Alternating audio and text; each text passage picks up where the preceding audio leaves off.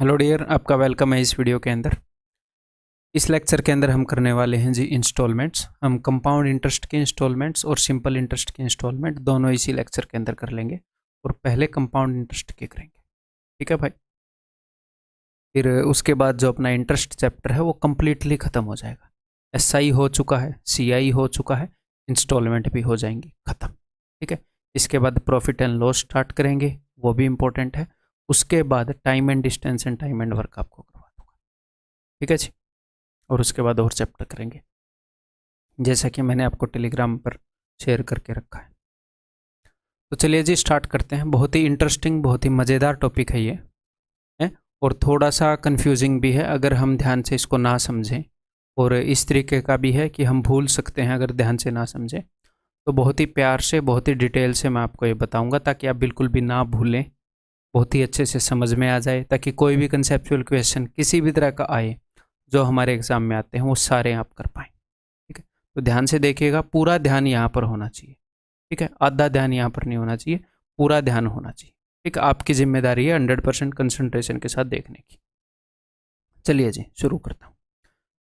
तो एक बेसिक सा एग्जाम्पल कि इंस्टॉलमेंट होता क्या है। इंस्टॉलमेंट ये होता है, मान लो आपने मेरे से 1000 रुपये उधार लिए और आप मेरे को बोल रहे हो कि यार 1000 रुपये मैं इकट्ठे तो नहीं दे पाऊंगा। ठीक है। तो मैं आपको टुकड़ों में रुपए दूंगा, आपने मुझे बोले। तो आप 1 साल के बाद मुझे कुछ रुपए देंगे, आप मुझे 2 साल के बाद कुछ रुपए देंगे, आप मुझे 3 साल के बाद कुछ रुपए देंगे। आप बोल रहे हैं कि मैं अगले 3 साल में तुम्हारे 1000 रुपये उतार दूंगा। ठीक है। रेट कितना लगाओगे? मैंने बोला यार तुम घर के बंदे हो तो तुम 10% पर एनम दे देना। ठीक है। तो इंस्टॉलमेंट का क्या मतलब है, बड़े ही प्यार से समझ लेना। ठीक है। आपने बोला कि कैसे पे करूं, तो मैंने बोला इस 1000 रुपये को तुम 3 टुकड़ों में तोड़ लो। ठीक है। 300, 300 और 400, ऐसे ही रैंडमली तोड़ रहा हूँ। ये मत सोचना 300 300 400 क्यों तोड़े, रैंडमली तोड़ रहा हूँ। ठीक है। मैंने बोला इनको 300 300 400 ऐसे तोड़ लो। ठीक है। तो आपने क्या किया, आपने बोला कि मैं 1 साल के बाद आपको कुछ रुपए देना चाह रहा हूँ। तो मैंने बोला आपने इनको 3 हिस्सों में तोड़ लिया, 3 पोटलियों में इनको बांध लिया, 3 पोटली। तो ये जो 300 रुपये हैं, या फिर ऐसे कर लें, ऐसे 300 300 में कन्फ्यूजिंग हो जाए, कन्फ्यूजन हो जाएगा। 700 300 ऐसे कर लेते हैं, 200 300 और 500। ये जो 200 रुपये हैं, मैंने बोला कि ये 200 रुपये आपने 1 साल के लिए यूज़ करो। आपने क्या करना है, इन रुपयों को 3 हिस्सों में रख लेना है। ठीक है। ये 200 रुपये आपने 1 साल के बाद दिए, तो आप क्या करोगे? अभी ये मत सोचना कि ये भी अभी नहीं दिए हैं, पूरा वो समझना कि 10% ज़्यादा आप मुझे दोगे, क्योंकि जो ब्याज है वो 10% का है। तो आप मुझे दोगे 220 रुपये। ठीक है। ये जो 300 रुपये हैं ये आपने मुझे दिए 2 साल के बाद। ठीक है। ये रुपए अभी दिए नहीं थे, सिर्फ ये दिए थे, ये अभी आप यूज़ कर रहे हो। तो ये जो 300 रुपये हैं ये आपने 2 साल तक यूज़ किए मज़े में। तो अगर आपने 2 साल तक यूज़ किए और जो इंटरेस्ट है वो है कंपाउंड इंटरेस्ट, तो 2 बार 10% बढ़ जाएगा। तो 2 बार 10% बढ़ जाएगा का क्या मतलब है कि 2 बार 11/10 गुणा कर लो, या फिर डायरेक्टली 21% बढ़ा लो, आपको पता है। ठीक है। तो ये हो जाएंगे 363। 21%, 21 63, 363। अब ये क्या हो जाएंगे, आपने ये जो पोटली है ये 3 साल तक यूज़ करी है, तो इसको आप 3 बार 10% बढ़ा लो, यानी कि 500 इंटू 11/10 इंटू 11/10 इंटू 11/10। तो इसको बहुत ही सिंपली समझते हैं। हुआ क्या, आपने जो रुपए उधार लिए थे उनको 3 अलग अलग हिस्सों में बांट दिया। कुछ रुपए ऐसे थे जो आपने सिर्फ 1 साल के लिए यूज़ किए, तो मैंने सिर्फ 1 साल का ब्याज लिया आपसे। कुछ रुपए ऐसे थे जो आपने 2 साल के लिए यूज़ किए, तो मैंने 2 बार कंपाउंड इंटरेस्ट लगाकर इतने रुपए आपसे लिए। 2 साल के बाद आपने मुझे इतने रुपए दिए, और 3 साल के बाद आपने मुझे इतने रुपए दिए। तो हिसाब किताब अपना बराबर हो जाएगा, कोई दिक्कत नहीं है। जितने रुपए आपने जितने साल के लिए यूज़ किए, मैंने आपसे उतना ब्याज ले लिया। ये सिंपल है इंस्टॉलमेंट्स। अब हमारे एग्जाम के अंदर इक्वल इंस्टॉलमेंट्स आती हैं, कभी कभी अनइक्वल इंस्टॉलमेंट्स भी आती हैं। कंसेप्ट सेम ही रहेगा कि रुपए जितने टाइम के लिए यूज़ किए हैं उतना ही ब्याज दे दो। ये सिंपल सी बात है। क्लियर है मेरे भाई? अब इसको दूसरे तरीके से देखते हैं। ये सिंपल मैंने वैल्यू लेकर आपको बता दिया। मान लो आपने मेरे से P रुपए लिए, ठीक है। फिर आपने क्या किया, 1 साल बाद आपने मुझे x रुपए दे दिए, ठीक है। 2 साल बाद आपने मुझे y रुपए दे दिए, 3 साल बाद आपने मुझे z रुपए दे दिए और आपने बता दिया हिसाब किताब पूरा हो गया। मान लो हिसाब किताब पूरा हो गया, 1 साल बाद आपने x रुपए दिए, 2 साल बाद y रुपए दिए, 3 साल बाद z रुपए दिए, जैसे मैंने एग्जाम्पल लिया है, और हिसाब किताब पूरा हो गया। तो इसका क्या मतलब होगा, ये कहानी है 0 साल की, प्रिंसिपल जब आपने रुपए लिए। तो मैं क्या बोलूँगा, आप ध्यान से सुनो, मैं क्या बोल सकता हूँ यहाँ पर, जैसे कि मैंने समझाया था आपको, ये जो x रुपए हैं, ये जो x रुपए आपने 1 साल के बाद दिए हैं, यहाँ पर रेट हम मान लेते हैं 10% समझने के लिए। ये जो x रुपए आपने मुझे 1 साल के बाद दिए हैं, तो कुछ ना कुछ ऐसा माल यहाँ पर होगा, जो कुछ ना कुछ रुपए होंगे, जो मैंने 3 पोटली बना दी थी, एक पोटली कुछ रुपए ऐसे हैं जो आपने 1 साल के लिए यूज किए हैं और उनके ऊपर ब्याज लगने के बाद x बना है। कुछ ऐसे रुपए हैं जिनको आपने 2 साल के लिए यूज किया है, उसके ऊपर 2 बार 10% ब्याज लगाने के बाद y बना है। कुछ रुपए ऐसे हैं जो आपने 3 साल के लिए यूज किए हैं, 3 बार ब्याज लगाने के बाद z% बना है। ठीक है। तो मैं क्या कर सकता हूं, अगर मैं इनकी वैल्यू निकालना चाहूं इसकी, तो 1 बार 10% ब्याज लगाना, यानी कि कोई ना कोई यहाँ पर ऐसी वैल्यू थी जिसको 11/10 गुणा करने पर ये x आया, यानी कि इसकी वैल्यू हो जाएगी, x को 10/11 गुणा कर देंगे। कोई ना कोई यहाँ पर वैल्यू थी जिसके ऊपर 2 बार 10% ब्याज लगाने पर y आया, यानी कि 2 बार 11/10 गुणा करने पर ये आया। तो ये जो चीज़ है, जितने रुपए यहाँ पर थे बिना ब्याज लगाए हुए, उसकी वैल्यू हो जाएगी, y को 2 बार 10/11 गुणा कर दूंगा। किसी न किसी वैल्यू पर 3 बार ब्याज लगाने पर, 3 बार 10% बढ़ाने पर z आया है, तो ये वाली वैल्यू हो जाएगी जिसको 3 बार 11/10 गुणा करने पर z आया है, z इंटू 3 बार 10/11। तो मैं ये बोल सकता हूं कि P is equal to this plus this, इन तीनों का सम है, this plus this plus this P। तो मैंने क्या किया, अब इसको दूसरे नजरिए से देखते हैं इसी चीज को। आप ऐसे मान लो, आप दोस्त तो मेरे खास, आपने क्या किया, वैसे दोस्त तो हो ही, उसमें मानना क्या है? इतना कनेक्शन तो बन गया है अपना, है या अभी भी अकड़ में बैठे हो? ठीक है, देखो जोक्स अपार्ट, देखो मान लो मैंने आपको 1000 रुपये दिए, तो मैंने आपको बोला कि भाई महंगाई बहुत बढ़ गई है, हर साल जो महंगाई है वो 10% बढ़ रही है। आज जो चीज़ मैं 100 में खरीद पा रहा हूँ, 1 साल बाद वो चीज़ मैं 110 में खरीद पाऊंगा। तो मैंने आपको बोला कि भाई तेरे से कोई कमाई नहीं करनी है, तू 1 साल बाद जब मेरे को रुपये देगा ना, तो 10% ज़्यादा दे देना। मैं कमाई नहीं कर रहा, क्योंकि उस वक्त महंगाई 10% ज़्यादा बढ़ चुकी होगी। आज जो मैं चीज़ 1000 रुपये में खरीद पा रहा हूँ, 1 साल बाद वो चीज़ मैं 10% ज़्यादा 1100 में खरीद पाऊंगा, तो मेरे को भी नुकसान ना हो, तो तू 1100 दे दियो। ठीक है। तो इसको एक और नज़र से देखते हैं, देखो अब ध्यान से, हर साल यहाँ पर रेट है 10%, अगर 1 साल बाद रुपया देंगे तो 10% ज़्यादा दोगे आप, एक और साल बाद दोगे तो 10% और बढ़ जाएगी। तो यहाँ पर आप ऐसे मान लो, यहाँ पर रुपए की वैल्यू x है, 1 साल पहले कितनी होगी, 1 साल पहले आने के लिए 10/11 से गुणा करोगे, 1 साल आगे जाने के लिए 11/10 से गुणा करोगे।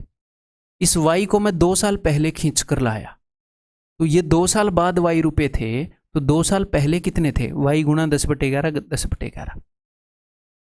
महंगाई के हिसाब से आप समझ पाओगे। अगर कुछ रुपए की वैल्यू 3 साल बाद z रुपए है, तो 3 साल पहले कितनी होगी, 3 बार 10/11 कर दिया। तो हम क्या कर सकते हैं पता है आपको, एक मजेदार चीज, हम किसी भी साल पर इनकी वैल्यूज को कंपेयर कर सकते हैं। कैसे, देखो अब मैं इनकी वैल्यूज को कंपेयर करूंगा 0 ईयर पर, सबको 0 ईयर पर लेकर आऊंगा, यानी कि सबको यहां पर। तो यहां पर इस रुपए की वैल्यू क्या है, P। अब मैं इसको भी, इस रुपए की वैल्यू 0 साल पर क्या होगी, 3 टुकड़ों में मैंने रुपया दिया है ना, इसकी वैल्यू हो जाएगी 0 साल पर, एक बार पीछे लाना है तो x इंटू 10/11। 1 साल पहले कुछ इतने रुपए रहे होंगे जो बढ़कर इतने हो गए, इसको मैं 0 साल पर लेकर आ रहा हूं, तो 2 साल पीछे लेकर आ रहा हूं, तो 2 बार 10/11, ऐसे कर लो। इसको मैं 3 साल पीछे लेकर आ रहा हूं, तो 3 बार 10/11 से गुणा करूंगा। तो P रुपए की वैल्यू आज P है, 0 ईयर पर P है, इसको भी मैं 0 पर लेकर आया, इसको भी 0 पर, इसको भी 0 पर, और इन तीनों के सम से इसको इक्वेट कर दिया। ऐसे भी इक्वेशन सोल्व कर सकते हैं। तीनों की वैल्यू को मैं पहले साल भी कंपेयर कर सकता हूं कि जब 1 साल का टाइम होता है तो इसकी क्या वैल्यू होएगी, इन तीनों की क्या वैल्यू होएगी, इन तीनों की वैल्यू का सम इसकी वैल्यू के बराबर रख सकते हैं। तो इसकी वैल्यू 0 साल पर p है, तो 1 साल बाद क्या होएगी भैया, 1 साल बाद वैल्यू होगी 11/10 गुणा 1 साल पहले इधर आना होगा तो 10/11 से गुणा करके। ठीक है, अब मैं कंपेयर कर रहा हूँ 1 साल बाद, तो 1 साल पर इसकी वैल्यू क्या है, इसकी वैल्यू तो x है, 1 साल पर ही तो है इसकी वैल्यू, इसको आगे पीछे थोड़ी ले जाना है। अगर 1 साल पहले पूछूंगा तो गुणा में 10/11, 1 साल बाद पूछूंगा तो गुणा में 11/10। यहाँ पर तो इसकी वैल्यू x ही है, इसकी वैल्यू यहाँ पर y है, इसको 1 साल पीछे लेकर आऊंगा तो एक बार 10/11 से गुणा कर दूंगा। इसकी वैल्यू यहाँ पर z है, इसको 2 साल पीछे लेकर आऊंगा तो यहाँ पर इसकी वैल्यू होएगी 2 बार 10/11। इससे भी क्वेश्चन हो जाएगा, इससे भी क्वेश्चन हो जाएगा। किसी भी वक्त इन तीनों की वैल्यू निकालो, उसी वक्त इसकी वैल्यू निकालो, इन तीनों की वैल्यू के सम को इसके साथ कंपेयर करता हूं। अगर मैं सबकी वैल्यू को 2 साल पर कंपेयर करूं, इस p की वैल्यू यहाँ पर कितनी होगी, तो 2 साल आगे लेकर जाना है, तो p गुणा 2 बार 11/10। इसको रटना नहीं है, ये मत सोचना ये मैंने रट थोड़ी रखा है, अभी आपके सामने ही कर रहा हूँ कि 2 साल आगे इसको लेकर जा रहे हैं। यहाँ पर सबकी वैल्यू को कंपेयर करेंगे तो इसकी वैल्यू 1 साल बाद कितनी हो जाएगी, ये हो जाएगी। इसकी वैल्यू यहीं पर तो y है ही, इसकी वैल्यू को 1 साल पीछे ले आएंगे। तो सर ये क्यों समझा रहे हो, कई बार वैल्यू ऐसी होती है कि जैसे यहाँ पर मैं क्या किया, मैंने z को 3 बार में पीछे लाया, कई बार रेट ऐसी होती है कि 3 साल पीछे लाने में कैलकुलेटिव हो जाती हैं चीज़ें। तो हम क्या करते हैं, ना तो हर एक चीज़ को यहाँ पर लेकर जाते, ना हर एक चीज़ को यहाँ पर ले जाते, बीच में कहीं पर मिल लेते हैं। मान लो आपका शहर मेरे शहर से इतनी दूर है कि मैं आऊँगा तो मुझे दिक्कत, आप आओगे तो मुझे दिक्कत, मैंने बोला यार कहीं बीच में मिल लेते हैं। यही मामला है, कई बार रेट ऐसी हो जाती है, यहाँ पर तो 10% है, 11/10 में कोई दिक्कत नहीं होता, 10/11 का क्यूब करने में दिक्कत नहीं होती, बट कई बार रेट ऐसी हो जाती है 4%, तो 3 बार मल्टीप्लाई करते हैं तो गंदी कैलकुलेशन हो जाती है, उससे बच सकते हैं। और समझ भी होनी चाहिए, हर एक वैल्यू को 3rd ईयर में कंपेयर कर रहा हूँ। इस p की वैल्यू यहाँ पर कितनी होएगी, इसकी वैल्यु हो जाएगी, 3 साल आगे लेकर जा रहा हूँ तो 11/10 से 3 बार मल्टीप्लाई, इसको 2 साल आगे लेकर जा रहा हूँ तो 2 बार 11/10 से मल्टीप्लाई, इसको 1 साल आगे लेकर जा रहा हूँ तो 1 बार 11/10 से मल्टीप्लाई, और इसकी वैल्यू तो यहाँ पर है ही z। ठीक है, अब ये मत सोचना इसको हम कैसे यूज़ करेंगे क्वेश्चन में, मैं किस लिए हूँ बताऊँगा, टेंशन नहीं लेनी, समझते रहो बस, आपका इतना काम है। तो ये बात समझ में आ गई। तो ये तो मैंने अनइक्वल इंस्टॉलमेंट्स करी है, तो आप इक्वल इंस्टॉलमेंट में क्या ही नया है, कुछ भी नया नहीं है। ठीक है, मान लो रेट इज इक्वल टू 10%, तो 0 साल पर प्रिंसिपल आपने मुझसे p रुपये लिए, आपने 1 साल के बाद i रुपये लौटा दिए, i मतलब कि इंस्टॉलमेंट की वैल्यू, 2 साल बाद i रुपये लौटा दिए, 3 साल बाद i रुपये लौटा दिए, और आपने बोला हिसाब किताब चुकता। तो एग्जामिनर कुछ वैल्यूज़ तो हमें दे देगा, प्रिंसिपल रेट और इंस्टॉलमेंट में से 2 दे देगा, तीसरी पूछ लेगा। ठीक है, तो वही हिसाब किताब है। अगर मैं इन सब की वैल्यू 0 ईयर्स पर कंपेयर करूंगा तो क्या हो जाएगा, इसकी वैल्यू 0 ईयर्स पर क्या है p। ठीक है, अब इस i को पीछे लेकर आऊँगा 1 साल पीछे, 10/11, आपने फॉर्मूला देखा होगा बुक्स में, इसको 2 साल पीछे लेकर आऊँगा तो i इंटू 2 बार 10/11, इसको 3 साल पीछे लेकर आऊँगा तो i इंटू 3 बार 10/11। तो ऐसा कुछ आपने फॉर्मूला शायद देखा हो, वो रटने की ज़रूरत नहीं है बिल्कुल भी। मैंने ये कॉमन ले लिया, i 10/11 की पावर 1 प्लस 10/11 की पावर 2 ऐसे लिखा हुआ होता है, ये रटने की बिल्कुल भी ज़रूरत नहीं है और ना ही हम इसको यूज़ करेंगे। 10/11 की पावर 3। ठीक है, क्लियर है मेरे भाई। तो कहीं पर भी आप कंपेयर कर सकते हो, यहाँ पर, यहाँ पर, यहाँ पर। ओके, तो ये तो अंडरस्टैंडिंग है कैसे काम करती हैं इंस्टॉलमेंट्स। ठीक, एक आधे और मेथड भी मैं आपको बताऊंगा। ठीक, अब 1-2 साल वाला भी यहीं पर बता देता हूँ, चलो।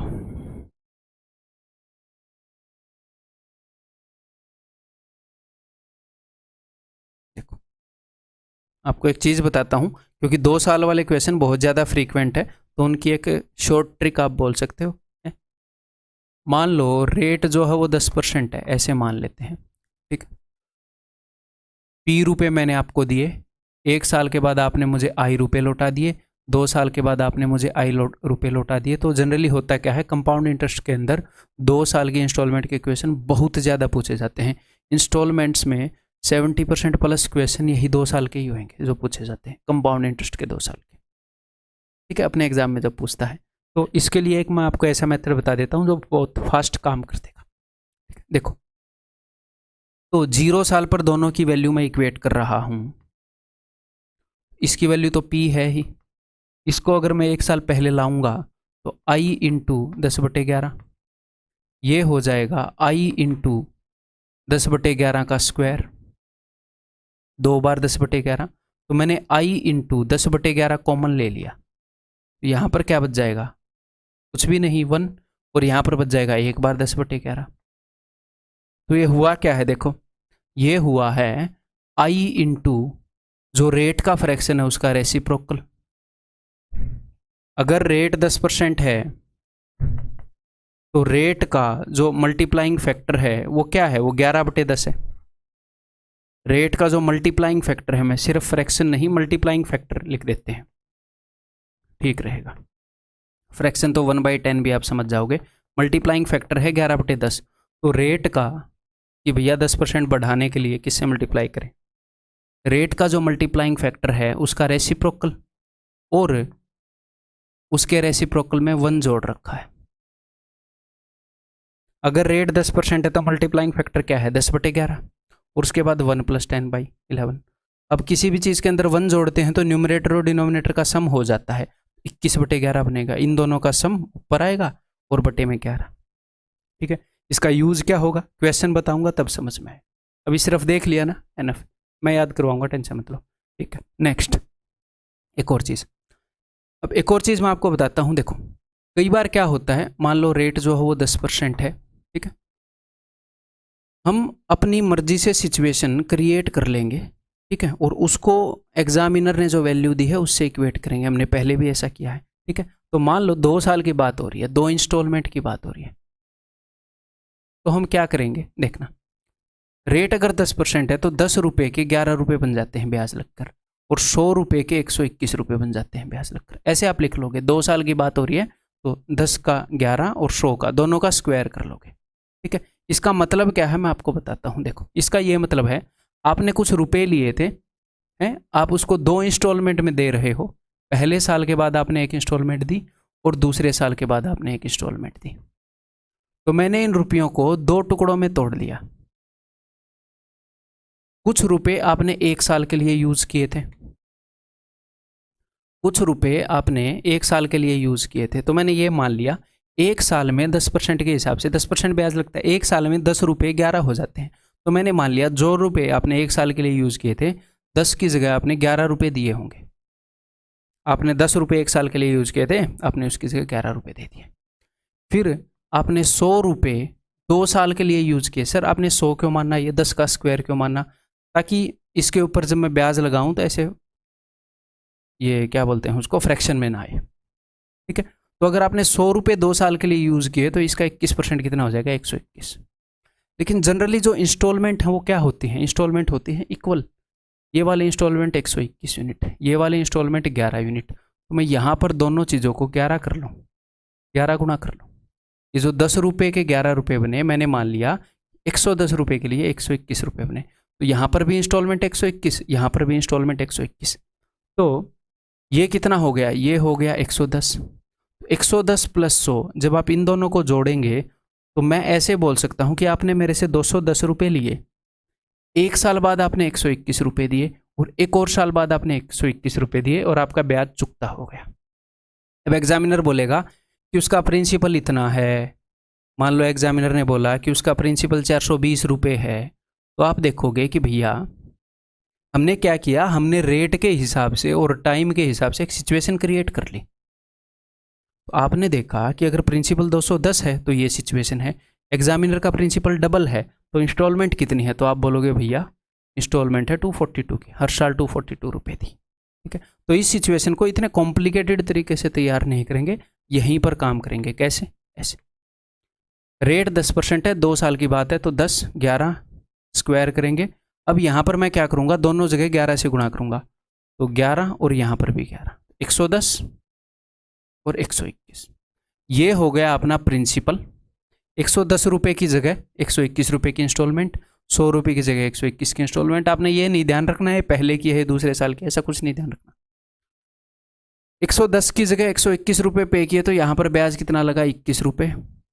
100 की जगह 121 पे किए तो ब्याज कितना लगा, 21 रुपये। 110 की जगह 121 पे किए तो गलत मैंने लिख दिया, 11 रुपये। ठीक है, अब एग्जामिनर आपसे यहाँ पर अपने पास प्रिंसिपल है, प्रिंसिपल है 210 रुपये। तो देखो अपने पास क्या क्या है, अपने पास प्रिंसिपल है, अपने पास दोनों साल का ब्याज है 32, टोटल इंटरेस्ट कितना पे किया गया है।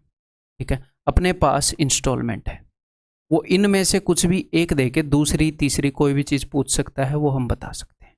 जब 3 सालों की बात हो तो 3 सालों में क्या करेंगे, मान लो रेट जो है वो 10% है। ये जब मैं क्वेश्चन करूंगा तो और अच्छे समझ में आएगा। रेट जो है वो 10% है और टाइम जो है दैट इज़ 3 ईयर्स।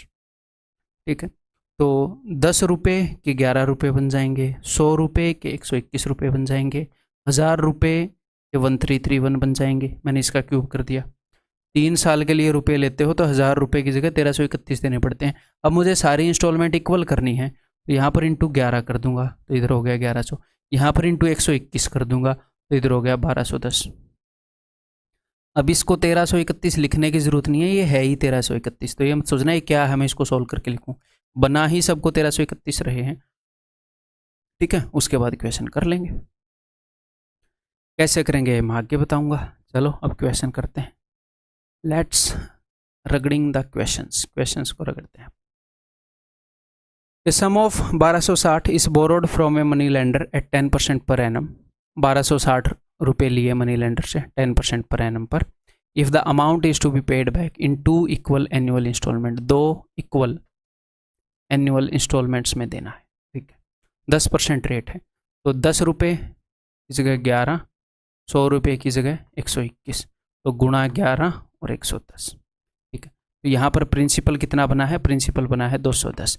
एग्जामिनर ने क्या बताया है, एग्जामिनर ने बताया इस 210 यूनिट की वैल्यू है 2160 और वो क्या पूछ रहा है, वो पूछ रहा है एनुअल इंस्टॉलमेंट। तो इंस्टॉलमेंट की वैल्यू है, हर इंस्टॉलमेंट की वैल्यू है 121। तो अगर 210 यूनिट की वैल्यू ये है तो 1 यूनिट की वैल्यू क्या होगी, ये दिखने को तो दिख ही रहा है, कितने गुना है ये। अच्छा, ये वही मैं सोच रहा हूँ यार, वहाँ पर तो दिख रहा है, यहाँ पर क्यों नहीं दिख रहा। 1260 दिख ही रहा है कि 6 गुना है। ठीक, 1 यूनिट की वैल्यू इतनी तो 121 यूनिट की वैल्यू कितनी होगी, दिस इज डायरेक्टली 6 टाइम्स, तो 726, दैट इज ऑप्शन है। एक तो ऐसे कर सकते हो, एक दूसरा मैंने आपको क्या बताया था, आप ऐसे कर सकते हो। अगर उसने आपको प्रिंसिपल दे रखा है और इंस्टॉलमेंट पूछ रखी है, इंस्टॉलमेंट दे रखा है प्रिंसिपल पूछ रखा है, तो एक काम कर सकते हो। अगर इंटरेस्ट पूछ रखा होता तो इस मेथड से इंटरेस्ट भी बता सकते हैं, उस मेथड से नहीं बता सकते, बट करने में क्या ही बुराई है, पता होना चाहिए। देखो रिलेवेंट चीज़ है, तो मैं लिखूंगा प्रिंसिपल यानी कि 1260 is equal to instalment into rate का जो भी मल्टीप्लाइंग फैक्टर है उसका उल्टा लिखूंगा। रेट क्या है 10%, 11/10 होता है, उसका उल्टा 10/11। अब इसके अंदर एक जोड़ के फिर से लिखूंगा यहाँ पर, तो एक जोड़ना मतलब न्यूमरेटर और डिनोमिनेटर का जुड़ जाना, 11 और 10 21/11, तो डायरेक्टली आपको आई की वैल्यू मिल जाएगी। तो मैंने क्या बताया था थोड़ी देर पहले बताया था ना, ये principal is equal to, principal दे देगा इंस्टॉलमेंट पूछ लेगा, इंस्टॉलमेंट दे देगा प्रिंसिपल पूछ लेगा, तो ये यूज़ कर लेंगे। इसके अलावा कुछ भी पूछेगा तो उस मेथड से हो ही जाता है, उस मेथड से सब कुछ हो जाता है, बट दोनों की प्रैक्टिस कर लेंगे, 3-4 क्वेश्चन लगेंगे बस। क्लियर है भाई? ठीक है, तो यहाँ पर काटा पीटी कर लोगे इजीली। 0 से 0 गया, 21 छिक्के, यही 2 बार 11 ऊपर आएगा, 121 × 6 यही था। ठीक है, जनरली हम ऐसे ही करेंगे, वो भी मैं साथ के साथ लेकर चल रहा हूँ, कोई दिक्कत नहीं, कोई बोझ नहीं होगा। एक और क्वेश्चन मैं करवा देता हूँ, वो देखो आया हुआ क्वेश्चन है। तो यहाँ पर रेट क्या है, रेट है 4% पर एनम। तो 4% पर एनम का क्या मतलब है कि 1/25, ऐसे मत कर देना 100 की जगह 104, और कितने साल की बात हो रही है, 2 इक्वल ईयरली इंस्टॉलमेंट, तो 25 रुपये के कितने बन जाते हैं, 26। 25 पर 1 रुपये का ब्याज लग रहा है, स्क्वायर करो 625 के 676, ठीक है, ऊपर नीचे 26 से गुणा कर दो, इसको 26 से गुणा करोगे तो क्या आएगा, तो एक 2 इसको दे देता हूँ 26 में से, 26 में से 2 दूंगा तो 50 और 13 है, 13 पांजे ये हो जाएगा 650, ठीक है, okay. How much will each instalment be, उसने प्रिंसिपल बता रखा तो इनको जोड़ लेते हैं भाई, इनको 1275, 1275 यूनिट की वैल्यू दे रखी है कितनी, 2550, और कितने यूनिट की वैल्यू पूछ ली, इसकी पूछ ली, तो ये आपको दिख रहा है कितने गुना है, 1200 का डबल 2475 का डबल 150, 2 गुना है, तो इसका 2 गुना क्या हो जाएगा, 6 और 6 12, 7 और 7 14 और 1 15, 6 और 6 12 और 1 13, 1352। दूसरे मेथड से भी इस क्वेश्चन को और कर लेते हैं, फिर एक ही से करेंगे। Principal is equal to instalment into rate का जो मल्टीप्लाइंग फैक्टर है वो क्या है, 26/25, उसका उल्टा 25/26, 25 और 26 का सम 51/26, दैट्स इट, ठीक है। अगर मैं 51 से काटूंगा तो 51 पंजे 50 हो गया, 25 दूनी 26 का स्क्वायर 676 का डबल, 676 का डबल ही किया था, आंसर इज ऑप्शन, ठीक है। Next, Kamal took 6800 as loan which is to be paid with interest rate of 12.5%, ठीक है, तो 12.5% यानी कि 1/8, तो 8 रुपये के 9 रुपये बन गए, 2 साल की इंस्टॉलमेंट है क्या, find the value of each instalment, तो यहाँ पर ये करें HW बोल देते हैं इसको, आप देख ही लोगे टेक्स्ट सॉल्यूशन, 4%, ठीक है। चलो ये स्कूटर खरीदने की बात है तो इसको मैं बता देता हूँ आपको क्या मामला है।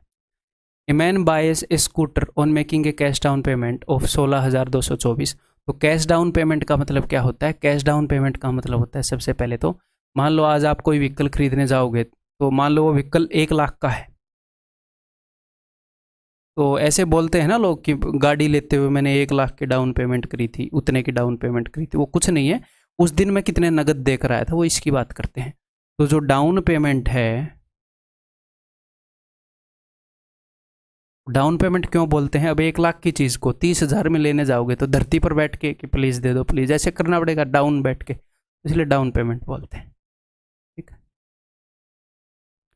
तो डाउन पेमेंट जो है, मजाक कर रहा हूँ मैं इसलिए नहीं बोलते कहीं, यही मान लो, तो डाउन पेमेंट का मतलब है कि उस दिन कितने रुपए नगद दिए थे, तो कैश दे दिए 30,000, मान लो आप 1 लाख की बाइक लेने गए 30,000 कैश दे दिए, और ये जो 70,000 हैं ये हो गए उधार, अब इनके ऊपर ब्याज बनेगा, EMI बनेगी, ऐसे ही इंस्टॉलमेंट बनेगी जैसे हम बना रहे हैं कंपाउंड इंटरेस्ट की, ठीक है, बस यही मामला है। तो डाउन पेमेंट यानी कि ये रुपए आज की आज दे दिए, तो यानी कि इतने रुपए को कंसिडर करना उधार, उधार हो गए 70 के, बाकी तो आज की आज दे दिए, ठीक है, ये मामला है।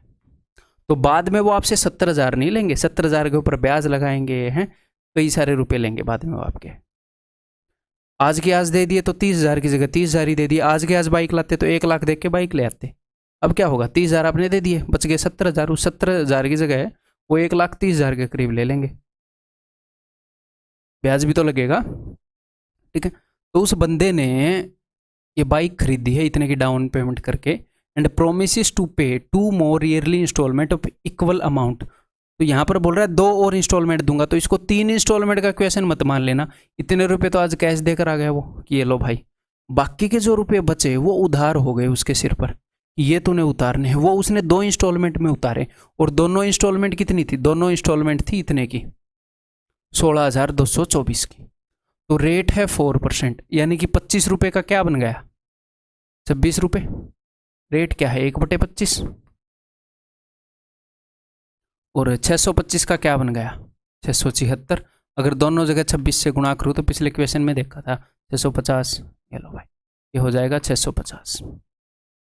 तो यहाँ पर हर एक इंस्टॉलमेंट कितने की है, इतने की है, 676 की है, तो 676 की वैल्यू उसने बता रखी है इतनी 16,224, और बोल रहा है कितने की वैल्यू बताओ, और वो आपको बोल रहा है कि प्रिंसिपल की वैल्यू कैश उतने बताओ कि स्कूटर की कीमत क्या है, बताते हैं। तो सबसे पहले तो प्रिंसिपल निकालना है कि भाई स्कूटर की कीमत कितने रुपए उधार लिए उसने इस झंझट में फंसने के लिए। 600 600 1275 इसकी वैल्यू निकालनी है। ठीक है, इतने यूनिट की वैल्यू इतनी है, तो 1 यूनिट की वैल्यू क्या होगी, इतने यूनिट की वैल्यू क्या होगी। ठीक, तो ये 26 से कटेगा, 26 का स्क्वायर है तो 13 का पहाड़ आता है मुझे, तो 26 इतने अमीर नहीं है हम कि भाई 26 का पहाड़ आता हो। 13 एकम 13, 13 दूनी 26, 13 छके 52, 13 8 104, 13 दूनी 26, 13 निम्न 117, 13 छके 78, यहाँ पर है 4, 24 चौके 96, 24। तो अब क्या करें, 1275, 24 से मल्टीप्लाई कर देते हैं और क्या करेंगे, 24 5 120, 12, 24 7 168 और 12 180, 18, 24 दूनी 48 और 18 66, 6, 24 एकम 24 और 36। अब मेरी बात ध्यान से सुनो, जो उसने ये 2 इंस्टॉलमेंट दी है ना 16,224 की, वो क्यों दी है, क्योंकि उसके 30,600 रुपये उधार थे। तो ये रुपये तो वो उस दिन उधार करके आ गया, और साथ की साथ वो भाई 16,224 दे के भी आया था। तो स्कूटर की टोटल कीमत कितनी थी, स्कूटर की टोटल कीमत थी 46,824, जिसमें से 16,224 दे के आ गया और बाकी के उधार करके आ गया, जिसके कारण ये किस्तें भरनी पड़ी। आया हुआ क्वेश्चन, ठीक है भाई, क्लियर है। नेक्स्ट क्या पूछा है, then the total interest paid. ठीक, बताओ। ए लोन है, जैसे यहाँ पर टोटल इंटरेस्ट पेड पूछ लिया उसने, तो इसको भी हम वैसे कर सकते हैं, P = I इंटू, बट उससे काम का कॉम्प्लिकेटेड होएगा, तो दूसरे वाले तरीके से काफ़ी इजी पड़ता है। रेट जो है 5% है, यानी कि 1/20।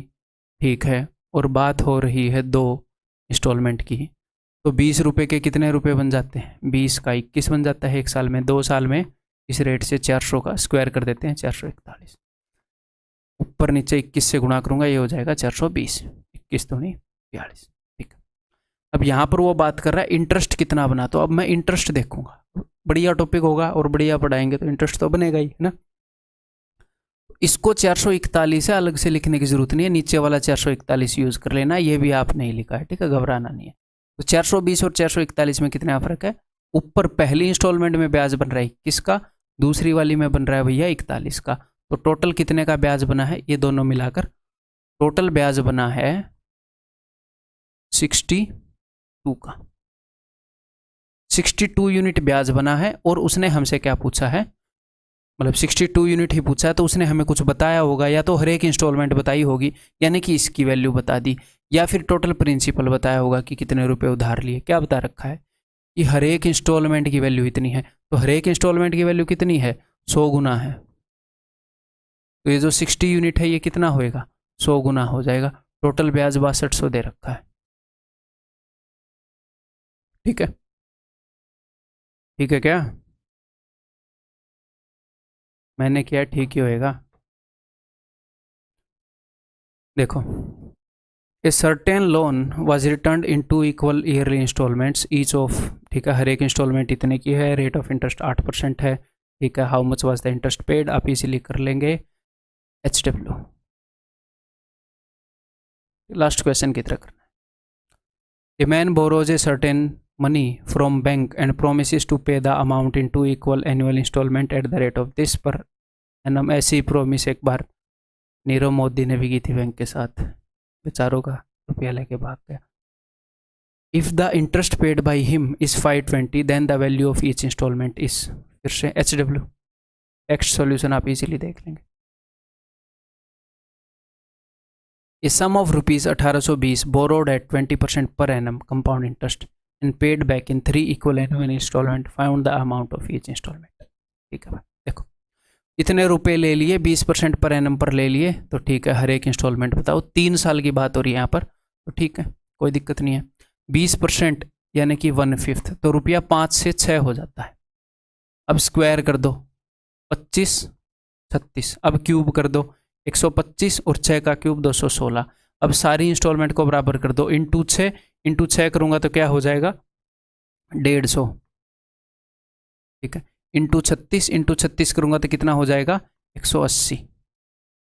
ठीक है, अलग रंग से करना था, है ना। ये लो,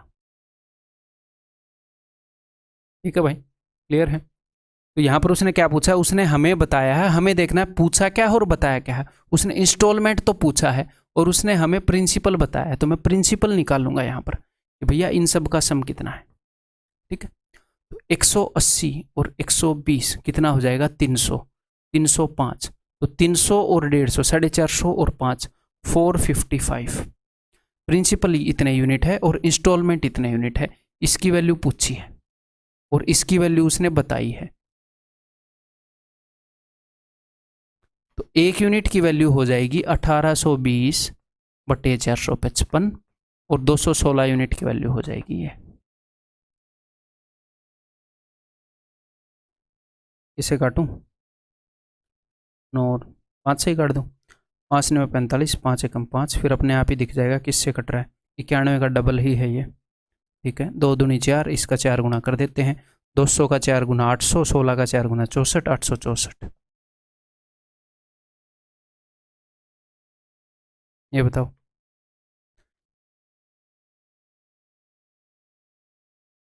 ए TV is available for rupees 1.5 lakh cash और for 17,600 as cash down payment. वो बोल रहे हैं कि टीवी लेना है तो या तो आज के आज 1.5 लाख रुपए दे दो या फिर इतने रुपए कैश डाउन पेमेंट दे दो, मतलब कि आज के आज इतने रुपए कैश दे दो और जो बाकी के रुपए बचे हैं वो उधार हो जाएंगे, उनको उतारते रहना EMI में, ये बोल रहे हैं। ठीक है भाई, डाउन पेमेंट वालों से डरना नहीं है, कई बच्चे डरते हैं।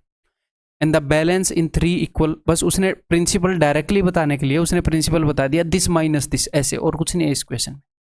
ठीक, and the balance in 3 equal half yearly instalments, तो उसके सिर पर कितने रुपए उधार हैं, इसमें से मैं ये घटाऊंगा, तो 1,50,000 में से अगर मैं 17,000 घटा दूं तो 1,33,000, और 1,33,000 में से 600 और घटा दूं तो 1,32,400, तो इतने रुपए उधार हैं। ये है प्रिंसिपल और रेट है 20% पर एनम। अच्छा, half yearly instalment and balance in 3 equal half yearly instalment. अगर हाफ ईयरली इंस्टॉलमेंट है तो भैया रेट हो जाएगा 10%। ठीक, तो 10% का क्या मतलब है कि 10 से 11, 100, 121, 1000, 7331, इसको गुणा में 11 कर देता हूँ, ये हो जाएगा 1100, गुणा में 121 कर देता हूँ, ये हो जाएगा 1210। ठीक है, क्या पूछा है भाई, टोटल इंटरेस्ट, उसने इंटरेस्ट पूछा है तो इंटरेस्ट निकालूंगा यहाँ पर कितने यूनिट है, और उसने प्रिंसिपल बताया है, प्रिंसिपल निकालूंगा। ठीक है भाई, ओके। प्रिंसिपल है 1000 1000 1000, 3,310, 3,310, और यहाँ पर ब्याज कितना लगा, 1210 रुपये के 1331 बन गए, तो 121। यहाँ पर ब्याज कितना लगा, 1100 के 1331 बन गए, तो 231, और यहाँ पर 331। तो इन सबको जोड़ लो एक बार,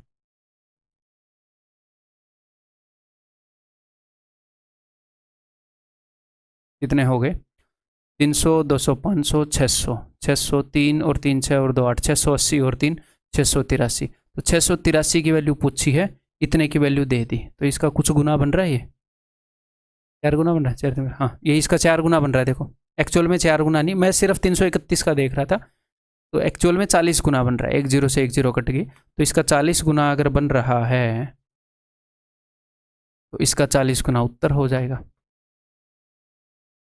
1 4 8 32 और 1 33, 4 6 24 और 3 27, 27,320 आया हुआ क्वेश्चन है एग्जाम में।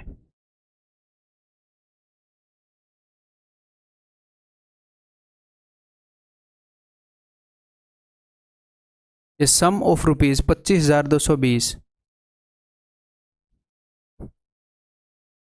यार पहले हड्डियां कट कट बोलने लग गई थी, फिर कैल्शियम लिया कई दिन, मतलब हड्डियां बोल नहीं रही। मल्टीविटामिन का फ़र्क पड़ता है, मतलब बढ़िया है, मतलब लिटरली। तो आप भी ध्यान रखा करो मल्टीविटामिन। अभी अगर स्टूडेंट लाइफ में हो तो अभी हो सकता है रुपए ना हो, कोई नहीं, जॉब लग जाएगी उसके बाद, ध्यान रखना।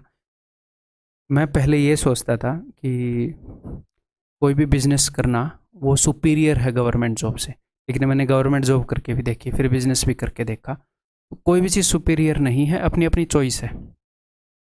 ये नहीं है कि अब मैं ये सोच रहा हूँ अच्छा गवर्नमेंट जॉब अच्छे, नहीं, दोनों अपनी जगह पर है। हमें क्या चाहिए, जैसे दूध दही से सुपीरियर नहीं है, दही दूध से सुपीरियर नहीं है। मान लो आज आपका दूध पीने का दिल कर रहा है तो दूध सुपीरियर हो गया, आज दही का दिल कर रहा है परोठे के साथ खाने का तो दही सुपीरियर हो गई। तो आप किस टाइप के बंदे हो, आप कैसी लाइफ चाहते हो, उसके साथ जो सूट करता है वो आपके लिए बढ़िया है, बस दैट्स इट। ये है। तो गवर्नमेंट जॉब भी बहुत बढ़िया चॉइस है अगर आप लाइफ में बैलेंस चाहते हैं। अब गवर्नमेंट जॉब में जाकर ये मत सोचना, ये नहीं है कि वहाँ पर पैसे की कमी होती है, लाइफ आराम से चल जाएगी, एक बैलेंस लाइफ चल जाएगी, ठीक है। रुपया अगर बिजनेस से कम होएगा तो वहाँ पर टाइम होएगा। लाइफ क्या चीज़ है, लाइफ टाइम ही तो है। 70 साल जिएंगे, 80 साल जिएंगे, तो लाइफ क्या है, टाइम, समय। मैं 70 साल जी के गया, 80 साल जी के गया, वो मेरी लाइफ थी, 80 साल मेरी लाइफ थी। तो उस लाइफ को रुपए में कन्वर्ट करना ज़रूरी नहीं है। If you are satisfied it's good. रुपया सब कुछ नहीं होता, समझ रहे हो। इम्पोर्टेंट है, बट ये नहीं है कि अपनी लाइफ को ही ट्रेड कर देंगे उसके लिए, ठीक है। और हाँ, मैं इस चीज़ में इंटरेस्टेड हूँ, मैं इस टाइप का पर्सन हूँ कि मैं वहाँ पर क्या हो गया था, गवर्नमेंट जॉब एक पाइप की तरह है, ना तो आपको नीचे गिरने देगी, कोरोना जैसी चीज़ आ गई तो, ना आपको ऊपर उठने देगी। मैं इस टाइप का बंदा हूँ, मैं बोर हो जाता हूँ अगर चीज़ें ऐसे स्टेबल सी चलें तो। चीज़ें क्रिएट करने का दिल करता है, कुछ एक्सपेरिमेंट करने का दिल करता है। तो मेरे को ये खटक रही थी। कई बार लोगों को इसकी टेंशन होती है कि कहीं गड़बड़ हो गई तो यार एक स्टेबिलिटी हो। मेरे को इसकी टेंशन है कि भैया ऊपर बार लगा दी तुम लोगों ने, कुछ कर नहीं सकते, इनएफिशिएंटली ऑफिस में काम कर रहे हो, कुछ बदलने भी नहीं दे रहे तुम। चलो भटक गए हम। A sum of rupees 25,220 is borrowed at 5% per annum compound interest and paid back in 3 equal annual installments. What is the amount of each installment? तो 5% की बात है, ठीक है। तो 5% यानी कि 20 से 21 हो जाना, 20 रुपये 21, 400 के 441, 800 के 21 का क्यूब क्या होता है 9261, ठीक है। 21 का क्यूब याद रखना, इधर मैंने 21 से गुणा किया तो 21 चौके 84, इधर मैंने 21 के स्क्वायर 441 से गुणा किया, तो 441 से अगर मैं गुणा करूँगा तो 441 का डबल है 882, तो ये हो जाएगा 8820, ठीक है। उसने क्या हमसे पूछा है, उसने हमसे पूछा है अमाउंट ऑफ ईच इंस्टॉलमेंट, यानी कि इसकी वैल्यू पूछी है कि कितनी है, ठीक है। और बताया है प्रिंसिपल, यानी कि इन सब का सम दे रखा है। 8 8 8 24,000, 8 और 4 12 1200, तो 25,220, 25,220। ये तो वही सिचुएशन हो गई डिट्टो। इसका एक गुणा है उत्तर, तो इसका भी एक गुणा 9261, दैट इज ऑप्शन सी।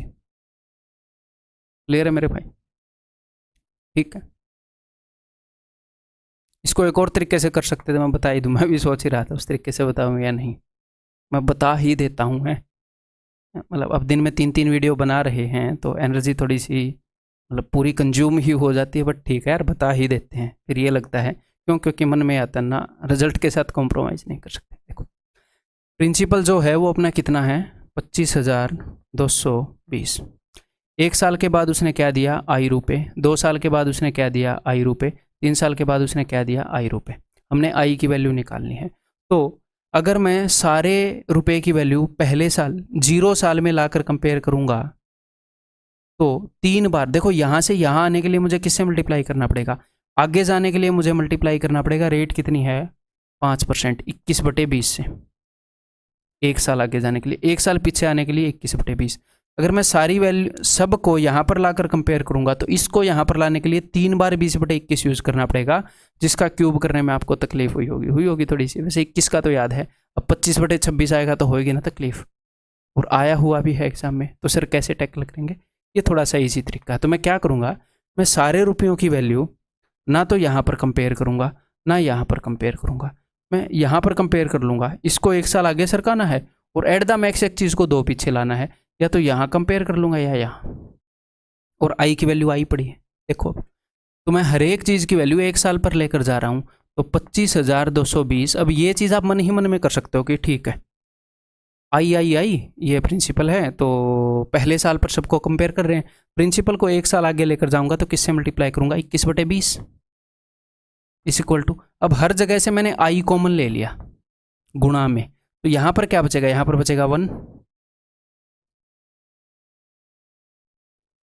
यहां पर क्या बचेगा, यहां पर बचेगा 1, क्योंकि इसको मैं किसी चीज़ से गुणा नहीं करूंगा, इसको मैं पीछे लेकर आऊंगा तो मैं गुणा करूंगा 20/21 से, और इसको मैं 2 बार पीछे लेकर आऊंगा तो मैं गुणा करूंगा 400/441 से। मैं थोड़ी देर बैठ भी जाता हूँ, बैठ के लिखते हैं, ठीक है। तो यहाँ पर मैं एलसीएम ले लेता हूँ, इट इज़ 441, तो ये हो गया क्या 441 प्लस ये हो गया 21 से इसको डिवाइड करूंगा, 21 दूनी 420। अब आपको लग रहा होगा वही ईजी था, बट जब 4% टाइप की रेट आएगी ना तो फिर ये ठीक पड़ेगा हमारे लिए, ठीक है। तो ये हो गया 400, 4 4 4 1261/441, तो यहाँ पर होगा 1261/441।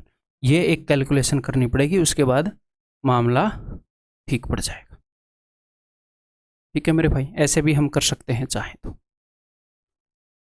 ए man borrowed some money and agree to pay off by paying this much at the end of the first year, आया हुआ क्वेश्चन है, and this much at the end of the second year.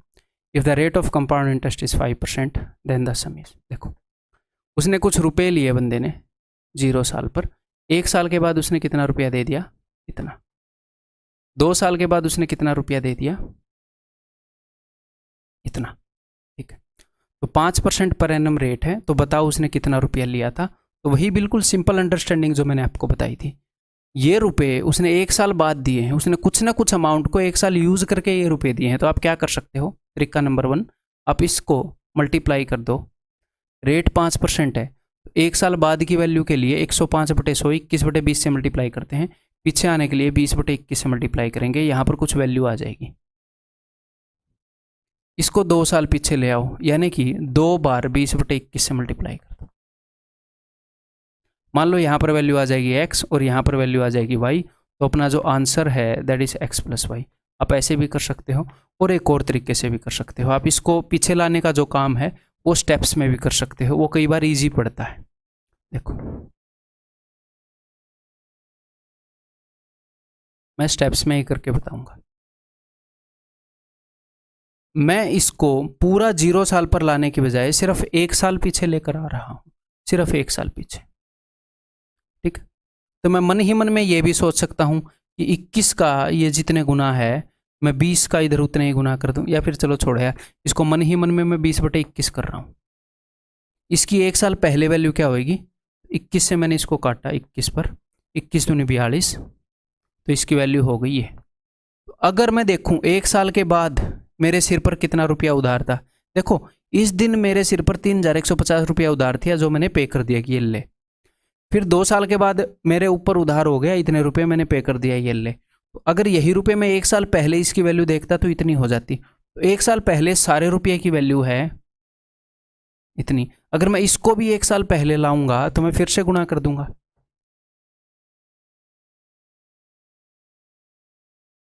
21 × 63, 21 × 5 = 105, ये 350 × 20 7000 आया हुआ question है, ठीक है। Clear है भाई, समझ में आ गई बात।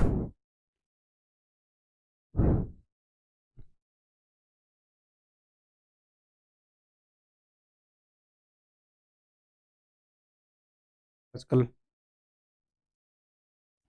सर्दियां जा रही हैं, ऐसे ही मामला बनता है, बारिश भी आ रही है, काम का, और इम्यून सिस्टम हो गया वीक, इतनी वीडियो और ये स्ट्रेस में काम चल रहा है। देखो, a man borrowed a certain sum and agrees to repay it by paying 4000 at the end of first year, 7700 at the end of second year, if the rate of compound interest is 10% per annum. पूछा गया question है find the सम। तो उसने क्या किया, उसने पहले साल के एंड में 4000 रुपये दे दिए, यही है ना, और सेकेंड ईयर के एंड में उसने इतने रुपए दे दिए, ठीक है। तो बताओ उसने कितने रुपए लिए थे। तो अगर आप इसी तरीके से करोगे जो मैंने बताया कि इसको 1 साल पीछे ले आओ, इसको 2 साल पीछे ले आओ, तो कई बार मैंने देखा कि ये वाला मेथड सुपीरियर पड़ता है, ये सारी वैल्यूज को सेटिस्फाई कर देता है, ठीक है। ये 21 से डिवाइड, हाँ ये भी हो रहा था यहाँ पर, तो 21 से डिवाइड। यहाँ पर देखो इसको 1 साल पीछे लाओगे, 1 साल पीछे लाने के लिए 10/11 से मल्टीप्लाई करना पड़ेगा, और ये हो नहीं रहा 11 से डिवाइड, तो हम कोशिश करेंगे कि ऐसे एक एक करके ही पीछे लेकर आएँ। तो इसको अगर मैं 1 साल पीछे लाऊंगा तो इसको मैं गुणा करूंगा 10/11 से, ये साफ साफ दिख रहा है कि 7,000 बनेगा। तो यहाँ पर मेरे सिर पर रुपया हो गया। अब मैं इसको अगर पीछे लेकर आऊँगा तो मैं इसको गुणा करूँगा 10/11 से, तो ये 10,000 हो जाएगा। तो आंसर इज 10,000। इस प्रोसेस को एक बार फिर से बताता हूँ। इस दिन मैंने 7700 रुपये देने थे, अगर यही रुपये मैं 1 साल पहले देता तो इसका 10/11 गुना मेरे को 7,000 ही देने पड़ते। मैंने इसकी वैल्यू यहाँ पर निकाल ली। इस दिन अगर मैं सारे रुपए देता तो मुझे 11,000 रुपये देने पड़ते। ये 1 साल बाद की बात है। 10% ब्याज लगकर सारे रुपए 11,000 बन जाते हैं।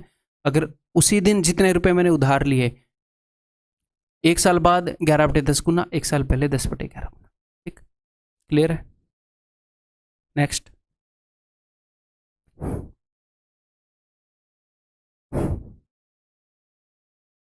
a person borrowed a certain amount at 10% per annum for 3 years while the interest was compounded annually. ठीक है जी।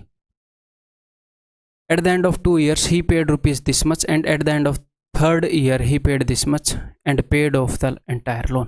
तो क्या किया उसने 2 साल में हमें पे कर दिए 6,634 रुपये, और उसने 3 साल में हमें पे कर दिए 13,200 रुपये। ठीक है, 10% के हिसाब से। और बोल रहे हैं उसने लोन उतार लिया। उसने 1 साल के बाद कुछ भी पे नहीं किया। ठीक है, तो बोल रहे हैं कि प्रिंसिपल बताओ कितना होएगा। तो सिंपल सी बात है, इसको 2 साल पीछे लाएंगे और इसको 3 साल पीछे लाएंगे, खत्म। प्रिंसिपल की वैल्यू मिल जाएगी जोड़ते ही। या फिर एक काम करता हूँ, इसको 1 साल पीछे लाता हूँ, यहाँ पर जोड़ता हूँ और पूरे अमाउंट को 2 साल पीछे ले आऊँ, और बढ़िया रहेगा, है ना। ठीक है, तो इसको मैं पीछे लेकर आ रहा हूँ, तो इसको मैं किससे गुणा करूँगा 10/11 से। रेट 10% है, तो 11 से डिवाइड करोगे तो साफ साफ दिख रहा है 12। तो यहाँ पर क्या आ जाएगा, यहाँ पर आ जाएगा 12,000। तो 12 और 6 18,634। इसको 2 साल पीछे लाना है तो किससे मल्टीप्लाई कर दूं, तो मैं यहाँ पर मल्टीप्लाई कर रहा हूँ 2 बार 10/11 से। ये जो भी आएगा अपना उत्तर आ जाएगा। ठीक है, 11 11 एकम 11, 11 छिक्के 66, 9, 11 8 88, कट नहीं रहा क्या ये। 11 एकम 11, 7, 11 छिक्के 66, 10 बच गए। 11 नहीं में 99 और 11 चौके 44, 11 11 एकम 11, 11 पंजे 55, 11 चौके 44, 154 के आगे 2 0, 15,400। ठीक है भाई, अगला करोगे, बताओ फिर। आया हुआ क्वेश्चन है, MTS में आया हुआ है। और Amit borrows a sum of ₹8,000 at 10% per annum compound interest for 4 years. He repays 2,800 at the end of the first year and 2,600 at the end of the second year to clear the loan. How much should he pay after 4 years? Interest being compounded yearly. कि 4 साल के बाद कितना पे करना चाहिए। 8,000 रुपये ले लिए, तो बताओ इसको कैसे करेंगे। देखो, उसने ले लिए, पहले सिचुएशन को समझते हैं फिर देखेंगे कैसे करेंगे। 8,000 रुपये 4 साल के लिए। ठीक है, पहले साल के बाद उसने पे किए 2,800 रुपये। ठीक है, दूसरे साल के बाद उसने पे किए 2,600 रुपये, तीसरे साल उसने कुछ नहीं पे किया, और चौथे साल में बोल रहे हैं कि कितना पे करे। तो आप कैसे कर सकते हो, आप ऐसे भी कर सकते हो, करके नहीं बताऊंगा, सिर्फ समझा रहा हूँ। इसकी वैल्यू लेकर जाओ 4 साल के बाद कितनी है। ठीक है, तो इसको आप मल्टीप्लाई कर सकते हो 4 बार 11/10 से। मैं ये नहीं बोल रहा करना है, इसकी कुछ वैल्यू आएगी यहाँ पर, उसमें से हम घटा देंगे कि इसकी वैल्यू ये पहले साल में है, ये चौथे साल में है, 3 साल बाद क्या है, और इसकी वैल्यू 2 साल बाद क्या है। इन दोनों को घटा देंगे, आ जाएगी कितने रुपए बचे हैं। एक तो ये तरीका है। हम इन सब की वैल्यू कभी भी कंपेयर कर सकते हैं। इन सब को यहाँ पर ले जाकर कंपेयर कर लो, ये चौथी वैल्यू क्या बची है, सबको यहाँ पर लाकर कर लो, है कोई टेंशन नहीं है, मैंने ये आपको बता ही रखा है। ठीक है, लेकिन यहाँ पर हम एक एक स्टेप करके जाएंगे, इतना कैलकुलेटिव मेथड नहीं यूज़ करेंगे। ठीक है, तो कैसे करेंगे वही बताने के लिए क्वेश्चन छाटा है। देखो, 1 साल बाद उसने 2,800 रुपये दे दिए। मैं बोल रहा हूँ 1 साल बाद उसने देने कितने थे। 1 साल बाद उसने देने थे, इसको 10% बढ़ा दो, इसको 11/10 गुणा कर दो, यानी कि 8,800। उसमें से उसने 2,800 दे दी, या फिर इसको मैं ऊपर लिख दूँ, अच्छा रहेगा। तो 1 साल बाद उसने देने कितने थे, उसने देने थे 2800 टोटल, सॉरी 8800 टोटल देने थे। ठीक है, मान लो उसने मेरे से रुपए ले रखे हैं अमित ने, तो 8800 रुपये। मैं गया 1 साल के बाद भाई 8800, तो उसने बोला सर 8800 तो नहीं है, 2800 ले जाओ। मैंने बोला ठीक है भाई, 6000 रुपये हो गए, याद रखना। तो फिर उसने क्या किया, फिर मैं 1 साल बाद गया, अब उसके सिर पर 6000 रुपये। मैं 1 साल बाद गया कि भैया हाँ 6600, 10% के हिसाब से ब्याज लग रहा है, तो 10% और एक्स्ट्रा। तो उसने बोला सर नहीं है 6600, 4000 हैं। ठीक है, फिर मैंने बोला मैं घूमने जा रहा हूँ बाहर 2 साल में आऊँगा, आज तेरे सिर पर 4000 रुपये हैं, तो 2 साल बाद चुपचाप रुपये दे दियो। तो 2 साल बाद वो कितने देगा, 2 बार ब्याज लगेगा, 11/10, 11/10। 2 साल तक उसके पास इतने रुपये रहे, तो कितने हो जाएंगे, 11 11 121 का 4 गुना, 4840, ऑप्शन सी। ठीक है, is it clear? Next, Subhas purchased a refrigerator on the terms that he is required to pay 1500 as cash down payment, followed by 1020 at the end of the first year, this much at the end of the third year, and this much at the end. ठीक है, what is the total interest paid by him? ठीक है, मैं ये सोच रहा हूँ ये HW में दूँ या आपको करा दूँ, एक बार सोचने दो ये कैसा होएगा। उसने 1500 देने हैं, is a cash down payment followed by क्या है, Subhas purchased a refrigerator on the terms that he is required to pay rupees 1500 as cash down payment. ठीक है, followed by this at the end of the first year, this at the end of the second year, and this at the end of the third year. ठीक है, तो आप निकाल ही लोगे है ना। हिंट मैं आपको दे देता हूँ, उसने बता रखा पहले साल में इतना पे करेगा, दूसरे साल में इतना, तीसरे साल में इतना। तो तीसरे साल में जो वो पे करेगा 990, उसको 10% पीछे लेकर आओ, 900 रुपये जोड़ लो, फिर पीछे लेकर आओ, बाकी फिर HW में। ठीक है, करके देखो, ऐसे पीछे लेकर आते रहो।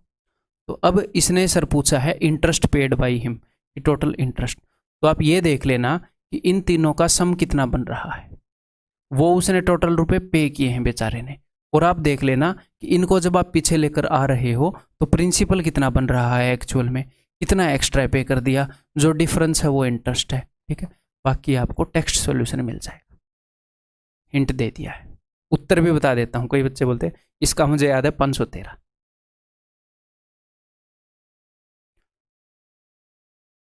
Gita borrowed 1 lakh from a bank at 10% per annum rate of compound interest and clears the debt in 5 years. If the installment paid at the end of second, third, fourth and fifth year to clear the debt are rupees, दूसरे साल में, तीसरे में, चौथे में, पांचवें में, what was the amount paid at the end of the first year? पहले साल में क्या अमाउंट पे किया, ये भी आप इजीली कर सकते हो। पहले साल में क्या अमाउंट पे किया ये उसने पूछा है। यहाँ पर भी मैं हिंट दूंगा, बाकी HW टेक्स्ट सॉल्यूशन देखना कितने रुपए उधार लिए वो पता है, P पता है, पहले साल की इन्फॉर्मेशन गायब है तो इसको छोड़ दो। दूसरे की पता है, तीसरे की पता है, चौथे की पता है, 5 तक जा रही है बात, 5वें की पता है, तो 5वीं वैल्यू को उठाकर चौथे साल में लाओ, जोड़ लो। चौथे साल में टोटल वैल्यू को तीसरे में लाओ, जोड़ लो, सारी को पीछे लाओ।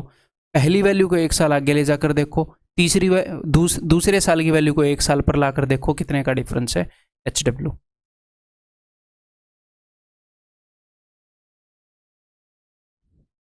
आया हुआ क्वेश्चन है ये, मज़ेदार क्वेश्चन है, रेट ऑफ इंटरेस्ट पूछी है, मज़ा आ जाएगा अगर आप कर देंगे तो। ठीक है, बेस्ट मेथड बताऊंगा। Atul borrowed a sum of 12,000 and agreed to repay it by paying 4800। उस भाई ने 12,000 रुपये लिए और बोल रहा है पहले साल में 4800 दे दिए और दूसरे साल में इतने रुपए देकर लोन उसने उतार दिया। तो बताओ रेट ऑफ इंटरेस्ट क्या है, कंपाउंड इंटरेस्ट की, बताओ कैसे बताओगे। हिंट दूंगा है, फिर मैं बताऊंगा। देखो, पहले साल कुछ अमाउंट बना होगा, उसके ऊपर इंटरेस्ट आया होगा तो ये बना होगा, कुछ अमाउंट होगा उसके ऊपर 2 साल का इंटरेस्ट आया होगा तो ये बना होगा। ठीक है, अगर हमें रेट पता होती तो हम इनको पीछे खींच लाते, लेकिन उसने रेट ही पूछी है, तो कैसे करें। हम इनको कंपेयर कर सकते हैं, सबको ऐसे खींच खींच कर लाकर कहीं पर भी कंपेयर कर सकते हैं, लेकिन कहीं पर भी खींच कर लाने ले जाने के लिए रेट चाहिए होती है।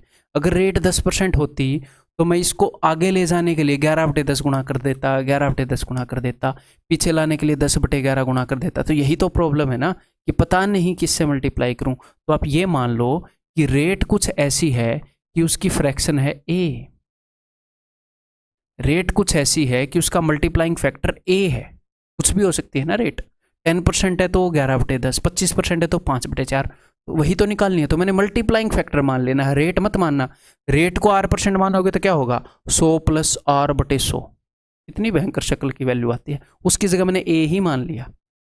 अगर मैं आपको एक बात बता दूं कि रेट का मल्टीप्लाइंग फैक्टर है 8/7, तो बता नहीं दोगे कि एक का ब्याज 7 पर लग रहा है, 14.28 रेट है, तो मैंने मल्टीप्लाइंग फैक्टर को मान लिया।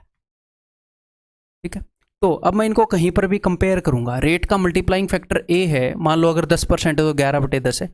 यहाँ पर आपको ये भी लग सकता है कि सर मैं ऑप्शन भी यूज़ कर लूँ, कल को ऐसे भी दे देगा तो रेट का सम ऑफ डिजिट बताओ, ऑप्शन भी नहीं यूज़ कर पाओगे। अगर वो चाहेगा तो दे सकता है वो ऐसे। ठीक है, तो देखो, तो रेट का मल्टीप्लाइंग फैक्टर ए है, तो इसको अगर मैं 2 साल आगे लेकर जाऊंगा 12,000 को, तो ये हो जाएगा 12,000 A²। इसको यहाँ पर ले जाकर सबको कंपेयर करूंगा, मान लो इसको 2 बार ए से मल्टीप्लाई करूंगा, इसको 1 बार ए से मल्टीप्लाई करूंगा, और ये यहीं पर रखा है। ठीक है, और मुझे ए की वैल्यू निकालनी है। ठीक है, क्वाड्रेटिक इक्वेशन बनेगी 12,000 A² = 4800 A + 30। तो मैं क्या करूंगा, क्यों ना मैं यहाँ पर रेशियो ही निकाल लूँ यार, इतनी बड़ी बड़ी वैल्यू से क्यों डील करूँ, है ना। तो चलो मैं इनकी काटा पीटी करता हूँ। 0 से 0 कट गए, ये 12 ये 12 से जा रहा है क्या, 12/84 जा रहा है, 12 से गया 100 पर, 12 चौके 48, 12/84, 12/84। उसके बाद ये 8 से जा रहा है क्या, नॉट गोइंग फ्रॉम 8, 4 से कट रहा है, 22, 10, 25। रेट ही निकालनी है, ए की वैल्यू निकालनी है फ्रैक्शन में। ठीक है, 25 को, इसको अगर मैं 2 साल आगे लेकर जाऊंगा तो ये बन जाएगा 25A²। इसको 1 साल आगे लेकर जाऊंगा तो 10A, और वो रह जाएगा 22। तो ये हो गई आपकी। ठीक है, तो ये हो जाएगा यहाँ पर क्या, माइनस, ये हो जाएगा माइनस = 0। तो करें अब, ऐसा नंबर बताना है जिसका प्रोडक्ट जो है वो होएगा माइनस का 22 × 25, और सम जो है वो है जी 10। ठीक है, तो करें। तो यहाँ पर एक बात मैंने आपको बताई है कि सम में से उस चीज़ को एक बार छीन लो, किसी भी चीज़ को छीनना है तो 5 छीन लिया मैंने, और प्रोडक्ट में से 2 बार छीन लो। ठीक है, तो 22 को तोड़ लो ऐसे कि 2 सम आए, तो 22 हो जाएगा जी। 11 दूनी 22 बन रहा है, नहीं बन रहा है यार सम, तो 22 को तोड़ना है। काहे नहीं, ये दुख काहे ख़त्म नहीं होता बे। 11 और 2, 5 दूनी 10, 25, कुछ गड़बड़ी करी है क्या। 11 दूनी 22, या फ्रैक्शन में है क्या रेट, फ्रैक्शन में होनी तो नहीं चाहिए। पहले मैं एक बार तोड़ने की कोशिश ही कर लेता हूँ, बाद में देखेंगे फ्रैक्शन में है या क्या है। 5 दूनी 10, सम 2 आएगा, एक बार फिर देखूँ। 9,240 था, 4800 था, 12,000 था, 0 से 0 काट दी। उसके बाद मैंने किससे काटा था, 12 से काटा था 100 पर, 12 चौके 48, 0। ठीक है, 12 8 84, 12 में से 4 गए 8, तो 12 8 84, 12 8 तो 96 होते हैं ना। उफ, 12 7 ना, 7 दूनी 14, पहाड़ा भूल गया क्या मैं। 12 7 84, 12 7 84, उसके बाद कट ही नहीं रहा। चलो जी, क्या करें अब, हटो भाई, हटो हटो हटो। 100A² - 40A - 77। ठीक है, अब प्रोडक्ट क्या है, 2 ऐसे नंबर खोजने हैं जिनका प्रोडक्ट है। वहाँ पर मैं ऐसे नहीं लिखता PROD, मन में चलती हैं ये चीज़ें, है ना, इतना तो आप समझते हो, ऐसे ही लिखेंगे बस। और उनका सम 40 मन में चल रहा है, सम 40। ठीक है, यहाँ पर समझाने के लिए लिख रहा हूँ, साइन उल्टा होता है सम का। ठीक है, तो यहाँ से अगर मैं एक चीज़ मैंने 10 काट दी, 10 चौके 40, तो यहाँ से 10 को 2 बार काट दिया। अभी 77 को तोड़ो तो आप तोड़ ही पा रहे हो, 11 7 77। ठीक है, और एक पॉजिटिव है और सम पॉजिटिव आ रखा है, यानी कि छोटे वाला नेगेटिव है, तो नेगेटिव तो रेट कभी हो नहीं सकती। ठीक है, अब एक्चुअल में 11 थोड़ी है वैल्यू, एक तो आप ये करोगे, आपने 10 काटा था तो दोनों जगह 10 दोगे। ठीक है, और उसके बाद यहाँ पर देखो भैया 100 है तो 100 से डिवाइड भी करना होता है, ये तो पहले ही कट चुका है, तो जो ए की वैल्यू है वो 11/10 है। इसका मतलब रेट क्या है, अगर मल्टीप्लाइंग फैक्टर 11/10 है तो रेट इज 10%। आया हुआ क्वेश्चन है, CGL 2020 टीयर 1 का क्वेश्चन है, तो ऐसे भी दे सकता है कि आपको निकालना ही पड़े या फिर रेट फ्रैक्शन में आ जाए या कुछ भी रेट निकलवा ले आपसे, ठीक है।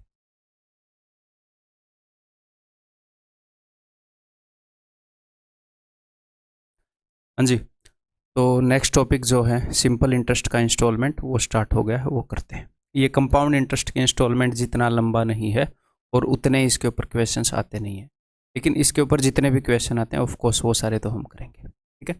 तो यहाँ पर अलग से कंसेप्ट बताने की बजाय डायरेक्टली मैं क्वेश्चन के थ्रू इसका कंसेप्ट बताता हूँ, वो हमारे लिए और ज़्यादा ईजी रहेगा वैल्यू के साथ। तो यहाँ पर एग्जामिनर ने बोला है कि अजय ने 5375 रुपीज़ लिए हैं विजय से और उसको 4 इक्वल एनुअल इंस्टॉलमेंट में पे करने के लिए बोला है। रेट ऑफ इंटरेस्ट है 5% per annum. How much money will Ajay पे एनुअली। ठीक है, यहाँ पर ये बताया नहीं कि सिंपल इंटरेस्ट पे लिए, तो आप अज्यूम कर लो कि उसने बताया है सिंपल इंटरेस्ट पर लिए। ठीक है, क्वेश्चन में बताना पड़ेगा कि सिंपल इंटरेस्ट पर लिए हैं या CI पर लिए हैं। बताया है क्या? नहीं बताया। चलो बताना चाहिए था, आप अज्यूम कर लो कि बताया है। तो मैं क्या करूँगा, मैं जैसे कंपाउंड इंटरेस्ट के अंदर हम रेट के अकॉर्डिंग एक सिचुएशन क्रिएट कर पा रहे थे।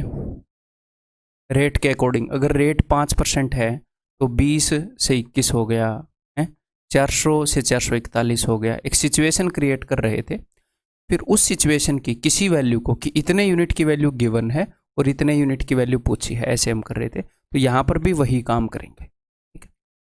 लेकिन ये कंपाउंड इंटरेस्ट से अलग क्यों है सिंपल इंटरेस्ट का, वो भी मैं आपको साथ में बताऊंगा, ठीक है। क्या अलग है देखो जी।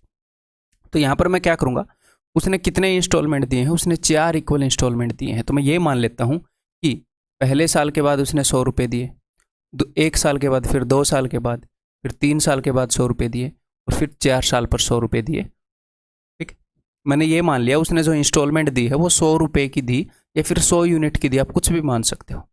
इसको वैसे हम रेट के अकॉर्डिंग मानेंगे, वो मैं थोड़ी देर में बताऊँगा। तो उसने हर एक साल 100 रुपये दिए और अपना जो लोन है, उसने जो रुपए उधार लिए थे वो उसने उतार दिए, ठीक है। अब इसको इस रेट के साथ मैच करते हैं। देखो, सिंपल इंटरेस्ट और कंपाउंड इंटरेस्ट में एक डिफरेंस है। क्या डिफरेंस है कि कंपाउंड इंटरेस्ट के अंदर आप इस रुपये को खींच कर यहां पर ला सकते हो, इस रुपये को खींच कर यहां पर ला सकते हो, यहां पर ला सकते हो, कहीं पर भी ला सकते हो। कंपाउंड इंटरेस्ट के अंदर आप कहीं पर भी इन सब की वैल्यू को इक्वेट कर सकते हो, ठीक है। कंपाउंड इंटरेस्ट के अंदर मैं कहीं पर भी लेकर आ रहा था, आपने देखा कि मैंने 2 साल पर सब की वैल्यू को मैं ले गया और इक्वेट कर दिया। लेकिन सिंपल इंटरेस्ट के अंदर ऐसा नहीं कर सकते। सिंपल इंटरेस्ट के अंदर आप बैकवर्ड नहीं आ सकते, सिर्फ फॉरवर्ड जा सकते हैं, सिर्फ आगे की तरफ जा सकते हैं। ये डिफरेंस है, ठीक है। यानी कि हम सिर्फ आगे की तरफ जा सकते हैं। तो अगर एक को भी मैं पीछे नहीं ला सकता तो मैं यहां पर भी कंपेयर नहीं कर सकता। क्यों? क्योंकि यहां पर सारी इनकी वैल्यूज कंपेयर करने के लिए ये आगे आ गया। इस P की वैल्यू यहां पर क्या है, इसकी वैल्यू यहां पर क्या है, इसकी वैल्यू यहां पर क्या है, ये पीछे आ गया, इसकी वैल्यू यहां पर क्या है, गलत हो गया, पीछे नहीं लेकर आ सकते। मैं डायरेक्टली आपको ये बता रहा हूं मैं क्या कर सकता हूं, क्या नहीं कर सकता, ठीक है। बहुत ज़्यादा डिटेल में नहीं जाएंगे, जैसे हम क्वेश्चन सोल्व कर पाएंगे। रिविजन कर रहे हैं और एक भी क्वेश्चन अटकेगा नहीं, ये मत सोचना, ठीक। तो हर एक को आगे लेकर जाते हैं। तो रेट कितनी है, रेट है 5%। अगर इस रुपए की वैल्यू यहाँ पर 100 है तो यहाँ पर कितनी होगी, 105। 5% बढ़ा दोगे और सिंपल इंटरेस्ट लगाओगे। अगर इसकी वैल्यू यहाँ पर 100 है तो ये मत बोलना कि 2 बार 5% बढ़ाने के लिए 21/21/20 से गुणा करेंगे, 21/20 × 21/20, क्योंकि फिर वो कंपाउंड इंटरेस्ट हो जाएगा, ठीक है। तो हम सिंपल इंटरेस्ट लगा रहे हैं। तो 1 साल में 5%, 2 साल में 10%, 3 साल में 15%। तो इसकी वैल्यू यहाँ पर क्या हो जाएगी, 110। इसको कितने साल आगे लेकर आ रहा हूँ मैं, वहाँ पर इतना रंगीन डायग्राम बनाने की ज़रूरत नहीं है, वहाँ पर कैसे करेंगे वो मैं बताऊँगा। इसकी वैल्यू हो जाएगी जी 15% ऐड हो जाएगा इसमें, 115, ठीक। तो ये क्या हो गया, ये हो गया जब मैं सारे रुपयों की वैल्यू चौथे साल में इक्वेट कर रहा हूँ। तो इसकी वैल्यू भी चौथे साल में लानी पड़ेगी, ठीक है। इसकी वैल्यू चौथे साल में आकर क्या बन जाएगी, अमाउंट। P रुपए के ऊपर जो अमाउंट बनता है 4 साल में, P रुपए के ऊपर 4 साल में जो अमाउंट बनता है, ठीक है भाई, इसकी वैल्यू अगर आप यहाँ पर लाओगे तो सबकी वैल्यू हम चौथे साल में लाकर इक्वेट कर रहे हैं। तो एक बार इनका सम कर लेते हैं, क्या होएगा। 400 तो सीधे हो गए, फिर 100 के अलावा 5, 10 और 15 हैं, तो 5, 10 और 15 एपी में है, और इस एपी के बीच में है 10, तो 10 का 3 गुना क्या होएगा 30, 5, 10 और 15 का सम क्या हो गया 30, तो 430। ये किसको रिप्रेजेंट करता है, ये रिप्रेजेंट करता है अमाउंट को। जब हम इसके अंदर ब्याज ऐड कर देंगे, जब इसकी वैल्यू 4 साल बाद देखेंगे, ठीक है, इससे 20% ज़्यादा, 4 साल में 20% ब्याज लगेगा, इसका 6/5 टाइम्स ये है। ठीक है मेरे भाई। और उसने क्या पूछा है, अजय टुक 5375 रुपीज़, तो प्रिंसिपल की वैल्यू क्या है, प्रिंसिपल की वैल्यू है 5375, तो अमाउंट की वैल्यू क्या होएगी, अमाउंट की वैल्यू होएगी इससे 20% ज़्यादा, 5375 इंटू 6/5, इसको 20% बढ़ा दिया, इसके अंदर इसका 20% जोड़ दिया, तो ये अमाउंट है। ये किसको रिप्रेजेंट करता है, ये रिप्रेजेंट करता है 430 यूनिट को। ठीक, टोटल अमाउंट को 430 यूनिट रिप्रेजेंट करता है हमारे द्वारा क्रिएट की गई सिचुएशन के अंदर। ओके जी, उसने पूछा क्या है कि वो हर साल कितने रुपए पे करेगा, तो हर साल कितने रुपए पे कर रहा है, हर साल रुपए पे कर रहा है 100, तो 100 की वैल्यू पूछी है उसने, कोई भी 100 मान लो, 100 की वैल्यू पूछी है, तो 430 यूनिट की वैल्यू तो उसने दे दी है, और 100 यूनिट की वैल्यू पूछी है, दैट्स इट। ठीक है भाई, इज इट ओके, काटा पिटी कर दें।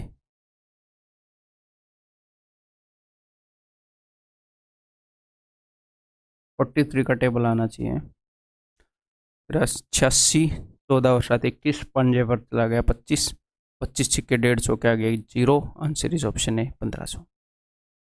ठीक है, क्लियर है। यहाँ पर अब मैं एक आधी स्क्रीन और ऐड करता हूँ, थोड़ा सा और आपको एक्सप्लेन करता हूँ। तो इसी क्वेश्चन को अब हम एग्जाम में कैसे करेंगे वो देखते हैं। तो यहाँ पर आपको पता है कि हर एक इंस्टॉलमेंट को मैं क्या मान लेता हूँ, हर एक इंस्टॉलमेंट को हमने मान लिया है जी 100, ठीक, और 4 इंस्टॉलमेंट है, 5% रेट है, तो ये आखिरी वाली इंस्टॉलमेंट है, ये वाली इंस्टॉलमेंट आगे जाएगी तो 105। तो आपको पता है कि रेट जो है वो 5% है, और 4 इंस्टॉलमेंट हैं, तो 4 स्टेप्स तक ले जाओ ना, यही हुआ ना, 1 2 3 4 इंस्टॉलमेंट है, ये तो इंस्टॉलमेंट की वैल्यू है, फिर 1 साल का ब्याज 5% ऐड हुआ, फिर 10%, फिर 15%, तो सिर्फ ये वाला लिखो जो यहाँ पर लिखा है, 100 है, 5% ऐड किया, 2 साल में 10% ऐड किया, मतलब यहाँ पर अगर 5 ऐड हुआ है तो 5 ऐड होता रहेगा, क्यों, क्योंकि सिंपल इंटरेस्ट है, सिंपल इंटरेस्ट है, 1 साल जितना ऐड हुआ ब्याज का उतना ही ऐड होता रहेगा। 4 इंस्टॉलमेंट है तो 4 तक ले जाओ, तो ये तो वैल्यू आ जाएगी इंस्टॉलमेंट की, हर एक इंस्टॉलमेंट की, ठीक है। इनको ऐड करोगे तो यहाँ पर वैल्यू आ जाएगी अमाउंट की, जो अमाउंट बन जाएगा 4 साल ब्याज लग के हमारे प्रिंसिपल के ऊपर जो अमाउंट बन जाएगा उसकी वैल्यू आ जाएगी यहाँ पर, ठीक है, जो कि आ गई 430। तो क्वेश्चन के अंदर 5375, तो 5375 तो था अपना प्रिंसिपल, तो अमाउंट हो जाएगा इसके ऊपर 4 साल का ब्याज लग के, 4 साल में इसके ऊपर क्या अमाउंट हो जाएगा, 20% लग जाएगा ब्याज, 1 साल में 5% है, तो इसका 20% 6/5 गुना, ये जो वैल्यू है ये है 430 की, तो इसको हमने डिवाइड किया 430 से, और हमने वैल्यू निकालनी है 100 की। तो ऐसे करेंगे हम एक्चुअल में एग्जाम में क्वेश्चन को, ये लिखेंगे और ये लिखेंगे, ठीक है भाई। इसको एक और तरीके से हम कर सकते हैं, एक और चीज़ समझनी ज़रूरी है, क्योंकि कई बार रेट जो है वो 16.66% हो सकती है, 14.28% हो सकती है, तो फिर आप ऐसे तो नहीं करोगे 100 16.66, तो यहाँ पर जो अपनी रेट है 5%, इसकी फ्रैक्शन क्या है, इसकी फ्रैक्शन है 1/20, एक्चुअल में आप 20 भी मान सकते हो इंस्टॉलमेंट को, 20 रुपये के ऊपर 1 रुपये ब्याज लग रहा है, तो अगले साल क्या हो गया 21, 1 रुपया और जोड़ दो 22, फिर 1 रुपया और जोड़ दो 23, टोटल 4 इंस्टॉलमेंट है। तो एक्चुअल में हुआ क्या, बस मैंने यहाँ से 5 कैंसिल कर दिया, देख लो, आपने माना था इंस्टॉलमेंट 100 के ऊपर 5 ब्याज लग रहा है, तो हमने अब की बार मान लिया 20 के ऊपर 1 रुपया ब्याज है, 1 रुपया फिर जोड़ देंगे, 1 रुपया फिर जोड़ देंगे, तो यहाँ पर ये कितना बनेगा, ठीक है, 20 के 80, और 3 2 5 और 1 से 86, 86, ये क्या है, ये है अमाउंट। 86 किसको रिप्रेजेंट करता है, 86 रिप्रेजेंट करता है 5375 इंटू 6/5 अमाउंट को। 86 यूनिट की वैल्यू पता है, 20 यूनिट की वैल्यू निकालनी है कि भैया क्या है। तो ऐसे हम इन क्वेश्चंस को कर लेंगे एग्जाम के।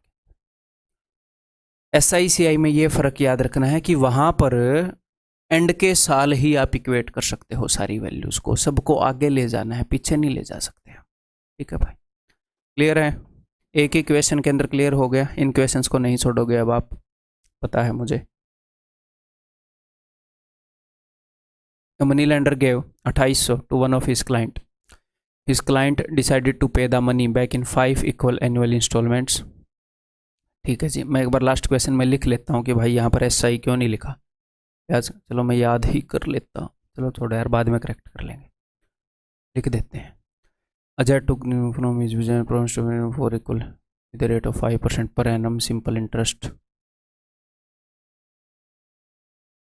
What annual amount will the money lender receive from his client if the rate of interest is 10% per annum simple interest? यहाँ पर लिखा हुआ नहीं है तो मान लेना आप सिंपल इंटरेस्ट लिखा है। ठीक है, तो रेट ऑफ इंटरेस्ट कितनी है भाई? रेट ऑफ इंटरेस्ट है 10%। तो 10% की मदद से हम क्रिएट कर दें सिचुएशन। तो हर एक इंस्टॉलमेंट मैंने मान ली है, बिकॉज 10% का मतलब है 1/10।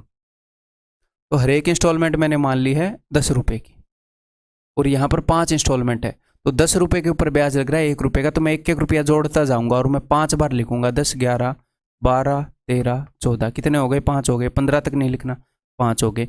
ये एक एपी है, हाँ जी सर एपी है। एपी के बीच में कौन सी टर्म है सर? 12।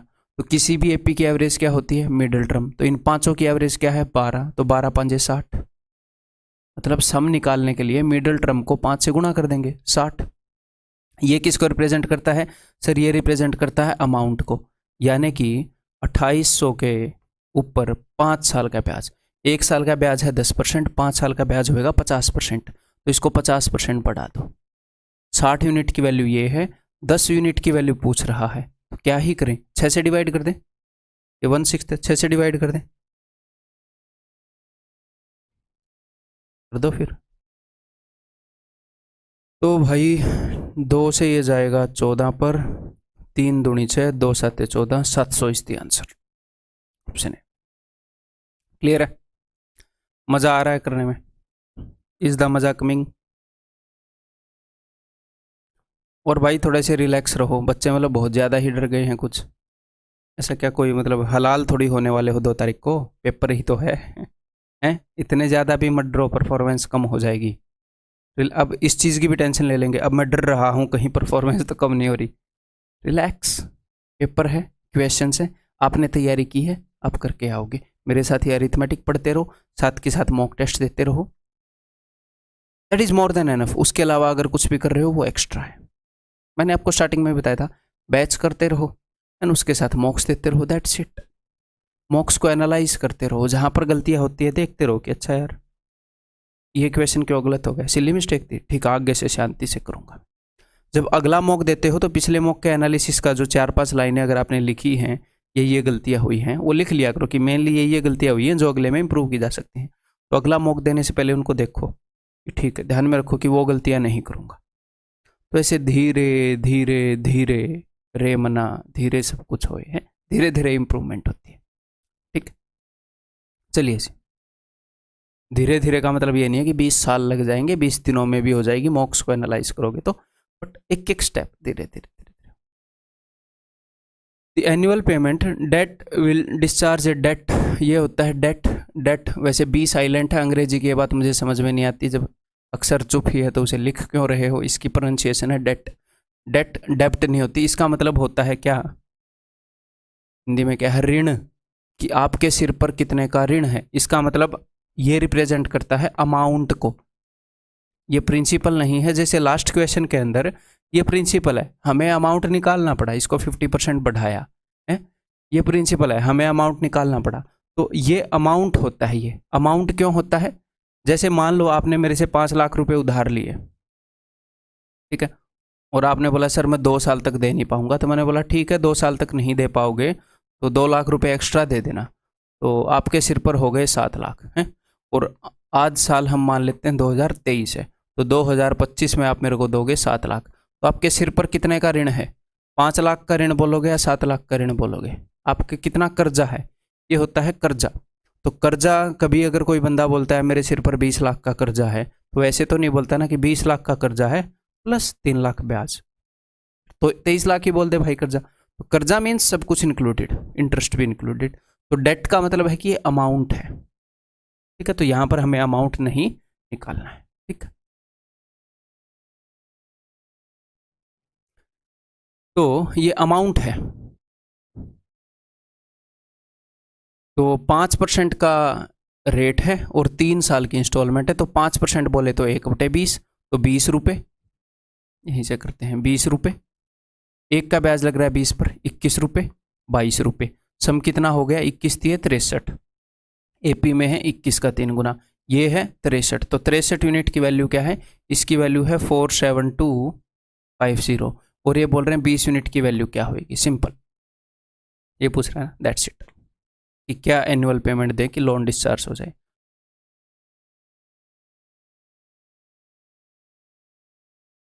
बीस यूनिट, 21 का पहाड़ा, 21 दिए 63, 21 दूनी 42, 21 दूनी 42, 21 पंजे 105, 3 साथ 21, 3 पंजे 15, 75 दूनी 150 के आगे 2 0, 15,000 will be the answer, that is option B. ठीक, क्लियर है। नेक्स्ट,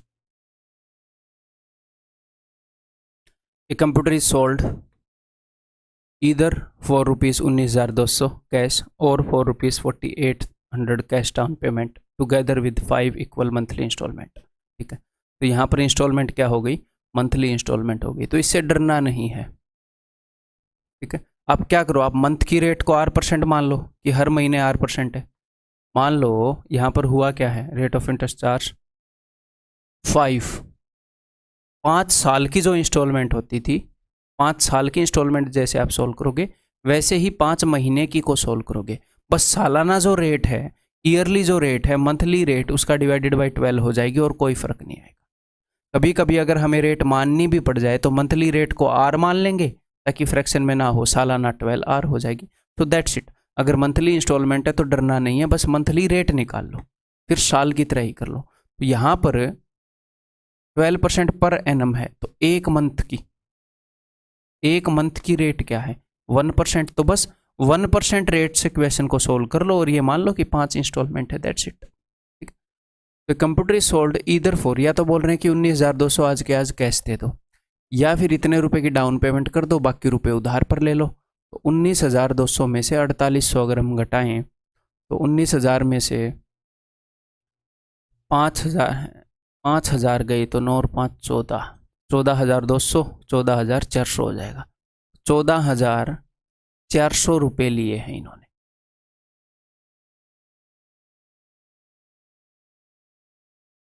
क्लियर है, ये उधार पर लिए हैं, इनको वो चुकाएंगे। तो ये क्या है, ये है अपना जी प्रिंसिपल, इतने रुपए उधार लिए हैं। या तो आज इतने रुपए दे देने थे, या फिर उन्होंने आज इतने रुपए नगद दे दिए, बाकी के रुपए उधार हो गए, उनको वो किस्तों में चुका देंगे। तो रेट कितनी है एक महीने की, 1%। ठीक है, 5 महीने तक किस्तें चलेंगी। तो मैं क्या करूंगा, मैं 100 अज्यूम कर लेता हूँ। एक किस्त को मैंने अज्यूम कर लिया 100, तो फिर 1% बढ़ाते रहो। ब्याज लग रहा है 100 पर 1, 101, 102, 103, 104, 1 2 3 4 5। बीच में कौन सा टर्म है, बीच में टर्म है 102, तो 102 का 5 गुना, इन सब का सम होएगा 510। ठीक, क्लियर है। ये क्या है, ये है अमाउंट। तो इसकी वैल्यू क्या है, इसकी वैल्यू है भाई, इसको कितने % बढ़ाऊं, टोटल 5 महीने की बात है, 5 महीने की बात है, तो 5 महीने के अंदर 5% बढ़ेगा ये। तो इसकी वैल्यू है 14400 इंटू 21/20, और हमें इसकी वैल्यू बतानी है। तो दैट्स इट, खत्म कहानी, द स्टोरी इज खत्म। ये वैल्यू है 510 की और हमें बतानी है 100 की। 51 से कटेगा ये यार, 51 से नहीं कटेगा तो कैसे बात बनेगी। ठीक किया मैंने, 12 में 8 के 4, देन 18 में 4 ठीक किया है, 17 3, 3 से 17, 3 7 0 0, 2 5 कट क्यों नहीं रहा। अच्छा यार, नियरेस्ट टू ए रिपीट, दिमाग खराब, स्टेटमेंट अच्छे से पढ़नी चाहिए। ओके ओके ओके भाई, अप्रोक्सीमेशन चाहते हैं। चलो 0 से 0 काट दिया, करते हैं फिर। अगर मैं इसको 2 दे दूं 144 में से, तो यहाँ पर तो हो जाएगा 72 और यहाँ पर हो जाएगा 10। तो 7 दूनी 14, एक 7 7 49 और एक 50, ठीक है। और एक ये 0 है, एक ये 0 है और ये 4 है। मैं 17 से डिवाइड करूँ तो 17 दूनी 34, 3000 के करीब आएगा, है ना। लेकिन 3000 से कम आएगा, लेकिन 2965, 2896 डाउट हो सकता है हमें, तो ठीक है, मतलब वेरीफाई करेंगे डाउट को। 17 दूनी 34, 16, 17 नी में 153, 11, 17 छिक्के 102, 296 समथिंग। तो आंसर इज ऑप्शन बी। ठीक है, क्लियर है, बात आ गई समझ में। अगर वो थोड़ा सा सिचुएशन को वेरी भी करेगा, कुछ एक आधा ऐसे कंप्यूटर खरीद लिया, ये कर लिया, वो कर लिया, मंथली दे दी, तो थोड़ा सा शांति से समझ लोगे क्वेश्चन को, उसके बाद कर दोगे। An article is available for rupees 2500 cash or 520 cash down payment followed by 4 equal monthly installments, ठीक है। If the rate of interest is 25% per annum, rate of interest 25% per annum है, तो इसकी फ्रैक्शन क्या है 1/4, ठीक है। और यहाँ पर 4 इक्वल मंथली इंस्टॉलमेंट्स हैं, तो मंथली रेट क्या हो जाएगी, एक साल में कितने महीने होते हैं 12, तो 12 से डिवाइड कर दूं तो मंथली रेट की फ्रैक्शन है 1/48। 48 रुपीज़ के ऊपर 1 रुपया ब्याज लग रहा है, 4 इंस्टॉलमेंट है, तो नॉर्मल इंस्टॉलमेंट की वैल्यू मैंने मान ली 48। फिर इसमें 48 के ऊपर 1 रुपया ब्याज लग रहा है, 49, 50, 51, ये है जी, ठीक है। इन सबको जोड़ लेते हैं। तो अगर ये एक मैं इस भाई को दे दूं, इस भाई को, तो ये भी 50 50 50 50 150 और ये 198, ये हो गया अपना अमाउंट। तो 2500 का उसने लिया है, 2500 की कीमत है, 520 उसने कैश दिया है, बाकी रुपए उधार पर हो गए। तो 2500 में से 500 गए, 2000, 2000 में से 20 गए, 1980। तो 1980 के ऊपर अगर ब्याज लगेगा तो ये वैल्यू आएगी। अब ऐसे मत कर देना इसका 10 गुना है 48 का 10 गुना 480 भी है ऑप्शन में, ये प्रिंसिपल है 1980, ठीक है। तो इसकी वैल्यू क्या है, 4 महीने की बात है, तो 1 महीने में ब्याज है 48 के ऊपर 1 रुपया ब्याज लगता है, तो 4 महीने में 48 के ऊपर 4 रुपये ब्याज लगेगा। 48 और 4 52, 52/48 गुना है 52/48 टाइम्स। इसका अगर मैं अमाउंट निकालूंगा तो ठीक है, इंटरेस्ट 48 के ऊपर 1 रुपीज़ लग रहा है 1 मंथ में, तो 4 मंथ में 4 रुपीज़, तो 48 + 4 52/48, और इसकी वैल्यू पूछी है। सो दैट्स इट, अभी कर देते हैं, यहीं पे काट देते हैं। अरे नहीं यार, रहने दो, मेरे दिमाग में फिर ये भी रह जाता है कि एक आधा बच्चा इसके एनोटेशन को भी यूज़ करेगा, बेचारा कर लेगा, अपना क्या जाता है, अलग से कर देंगे, ठीक है। तो इसकी वैल्यू ये है, 1 यूनिट की वैल्यू डिवाइडेड बाई 198, 48 यूनिट की वैल्यू ये, तो भी काटा पीटी यहाँ पर कर देते हैं। 48 48 ये 52 था, यहाँ से ये गया 520 is the answer, option A. Next, अब मैं 2 क्वेश्चन और करवाऊंगा, फिर ये वीडियो खत्म है, ठीक है। कुछ अगर इस तरह के क्वेश्चन आए थोड़े से अलग से, तो आप कैसे करोगे, तो एक और अंडरस्टैंडिंग आपको दूंगा, एंड दैट्स इट। यहाँ पर मैं रटवा भी सकता हूँ आपको चीज़ें, लेकिन रटी हुई चीज़ का एक नुकसान होता है क्या, कि कुछ देर तो याद रहेगी, अदरवाइज या फिर भयंकर रट्टा मारना पड़ेगा, और फिर भी डाउट रहता है मन में, अगर थोड़ी सी चीज़ चेंज कर दी फिर वो निकाल नहीं पाओगे। तो इस सिचुएशन को भी समझाऊंगा, बहुत ज़्यादा टाइम नहीं लगेगा, थोड़ा सा टाइम लगेगा, लेकिन समझ में रहेगी आपके बात, तो आप इजीली एग्जाम में कर दोगे, कुछ भी उसने बदला दोगे। देखो, तो एक बार मैं आपको यहाँ पर ये समझाऊंगा कि सिंपल इंटरेस्ट की इंस्टॉलमेंट काम कैसे करती है। अब तक तो सिर्फ सॉल्व करना बता दिया, और वैसे ये भी बता दिया काम कैसे करती है, सिर्फ एंड में जुड़ती है। दूसरे नज़रिए से भी देखते हैं सिंपल इंटरेस्ट की इंस्टॉलमेंट को, फिर 2 क्वेश्चन करते हैं, and this lecture will be over. देखो भाई, मान लो मैंने आपको 1000 रुपये दिए और रेट जो है वो है 10% पर एनम, सिंपल इंटरेस्ट पर दिए, ठीक है। तो प्रिंसिपल है जी 1000 रुपये, आपने क्या किया, आपने 1 साल बाद मुझे 4000 रुपये दे दिए, फिर आपने 2 साल बाद मुझे 3000 रुपये दे दिए, फिर 3 साल बाद आप मुझे बोल रहे हैं कि मैं कुछ रुपए आपको देना चाहता हूँ ताकि मेरा लोन जो है वो उतर जाए। ठीक है, तो देखो इसको हम कैसे देखेंगे। सिंपल इंटरेस्ट में हम कैसे देखते हैं, कंपाउंड इंटरेस्ट में कैसे देखते हैं पता है? दोनों ही बता देता हूँ, सुनो ध्यान से। कंपाउंड इंटरेस्ट में देखते हैं कि अगर 1000 रुपये यहाँ पर हैं तो 1 साल बाद आप मुझे 1100 रुपये दोगे, सॉरी 11,000 रुपये दोगे। अच्छा, मैंने 1000 में से 4000 कर दिए, वही मैं सोच रहा यार बात तो बन नहीं रही 1100। ठीक है, सॉरी ज़्यादा रुपया ले लिया आपसे, सॉरी। ठीक, तो 1000 रुपये हैं, 1 साल के बाद आप मुझे 1100 रुपये दोगे तो आपकी जान छूटेगी, खेल खत्म। 10% का ब्याज है, लेकिन आपने 400 दिए तो मैं बोलूँगा कि भैया 400 दे दिए तो 700 रुपये रह गए, फिर आ जाना 1 साल के बाद और मुझे 770 रुपये दे जाना। तो आप मुझे 770 देने तो आए नहीं, आप सिर्फ 300 देकर चले गए और 470 रुपये और उधार रह गए। तो अगले साल आप क्या करोगे, फिर से 10% ज़्यादा दे दोगे। तो ये तो है कंपाउंड इंटरेस्ट। सिंपल इंटरेस्ट क्या है वो मैं आपको दिखाता हूँ। देखो, आपने 1000 रुपये लिए, 1 साल के बाद आपने मुझे दिए 400, 2 साल के बाद आपने मुझे दिए 300, ठीक है, और तीसरे साल के बाद सर मैं क्या दूं ताकि मेरा लोन चुकता हो जाए। तो यहाँ पर तो आपको आंसर मिल गया 470, यहाँ पर क्या हो जाएगा 470 प्लस 47, कंपाउंड इंटरेस्ट में आप मुझे रुपए दोगे 517। ठीक है, अब सिंपल इंटरेस्ट में देखो, सिंपल इंटरेस्ट में क्या होता है, ये होता है कि आपने यहाँ से यहाँ तक, यानी कि जब 1 साल बीता तो आपने कितने रुपए यूज किए, आपके हाथ में मेरे कितने रुपए थे, आप बोलोगे सर 1000 रुपए थे। उसके बाद तो आपने 400 रुपये उतार दिए हैं, आपके 600 रुपये उधार रह गए। पहले 1000 रुपये मैंने आपको दिए थे, तो मैं ये देखूंगा आपने जितने रुपए जितने टाइम के लिए यूज़ करे उसका हिसाब कर दो आप। यहाँ पर आपने 1000 रुपये यूज़ किए हैं, ठीक है, फिर 400 रुपये मुझे दे दिए, तो ये जो 1000 रुपये आपने 1 साल के लिए यूज़ किए हैं इसके ऊपर 10% ब्याज लगेगा, यानी कि 100 रुपये। ठीक है, अब यहाँ पर फ़र्क क्या आया, अभी अभी ध्यान से देखना, SI और CI में फ़र्क दिखेगा।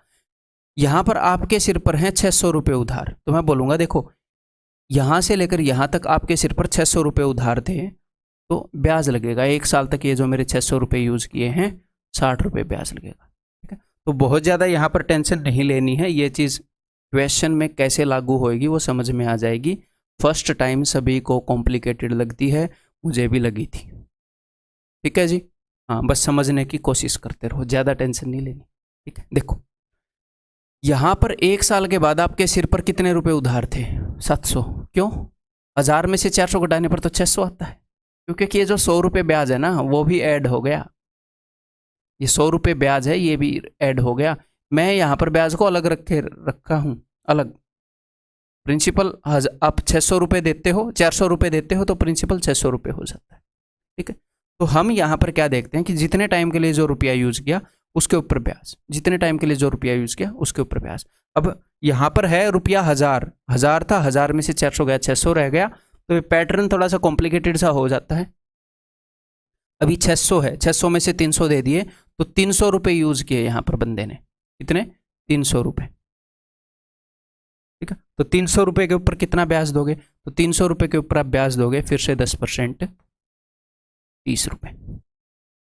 ठीक है, अब मेरी बात ध्यान से सुनो, 400 और 300 कितना हो गया, 700, 400 और 300 700, तो आपने 300 रुपये तो अभी दिए नहीं है, 1000 लिए थे, तो 300 रुपये तो वो वाले रह गए यहाँ पर, जो कि हम दूसरे रंग से लिख देंगे, 1000 माइनस 300 प्लस 400, ठीक है, इज इक्वल टू 300 रुपये तो ये वाले मेरे रह गए, आपने 1000 में से 400 300 दिए थे, और 1000 रुपये 1 साल के लिए यूज़ करे तो 100 रुपये ब्याज, ये 600 रुपये 1 साल के लिए यूज़ करे तो 60 रुपये ब्याज, 300 रुपये 1 साल के लिए यूज़ करे तो 300 रुपये ब्याज, और ये सारे मिलकर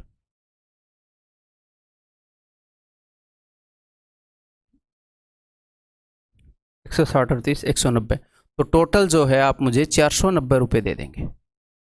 ठीक है, टोटल कितने रुपए दे देंगे आप मुझे, 490 रुपये दे देंगे, आपका काम चल जाएगा। देखो कंपाउंड इंटरेस्ट में ज़्यादा देने पड़ गए, तो ये अगर आपको थोड़ा सा कॉम्प्लिकेटेड लगे कॉन्ग्रेट्स, यू आर नॉर्मल है। बार बार बोल रहा हूँ क्योंकि आप टेंशन ले जाते हो बिना वजह। ठीक है, सिंपल सी बात है, इसको एक दो बार खुद समझोगे तो और थोड़ा सा ज़्यादा समझ में आएगा। अब क्वेश्चन करवाऊंगा तो थोड़ा सा और ज़्यादा समझ में आएगा।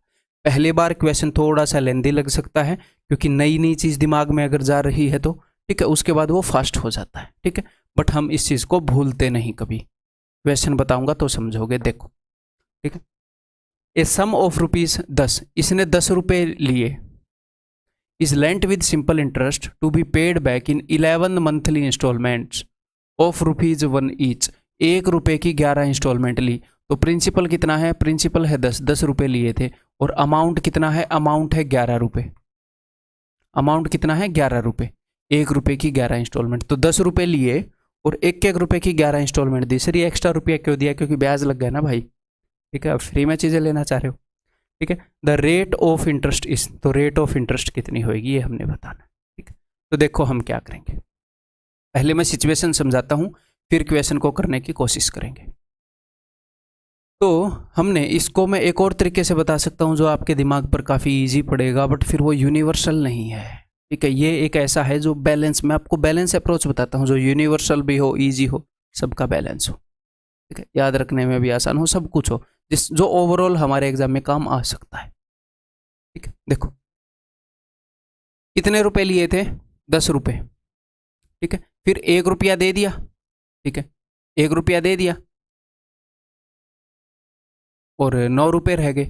फिर 1 रुपया दे दिया, 9 रुपये रह गए। इसको मैं कैसे लिखूं?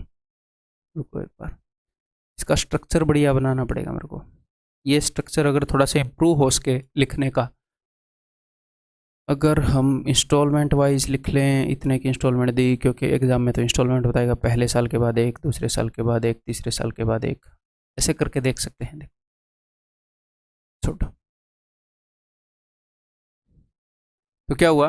पहले महीने के बाद 1 रुपये की इंस्टॉलमेंट दी, दूसरे महीने के बाद 1 रुपये की, तीसरे महीने के बाद 1 रुपये की, सारी लिखेंगे नहीं, और 11वें महीने 1 रुपये की इंस्टॉलमेंट दी। ठीक है, समझाने के लिए 10वें की भी लिख लेता हूँ। 10 महीने के बाद 1 रुपये की इंस्टॉलमेंट दी, ये सारी इंस्टॉलमेंट दी और उसने अपना लोन जो है वो चुकता कर दिया। ठीक है, तो उसने स्टार्टिंग में कितने रुपए लिए थे? उसने स्टार्टिंग में रुपए लिए थे जी 10। तो मुझे एक बात बताओ कि स्टार्टिंग के 1 महीने के लिए कितने रुपए यूज़ किए? 10 रुपये ही यूज़ किए। 10 रुपये लिए थे, 1 महीने तक यूज़ किए, फिर 1 रुपया लौटा दिया। तो अगले महीने के लिए कितने रुपए यूज़ किए? 9। 10 में से 1 गया 9। अगले महीने कितने रुपए यूज़ किए? 8।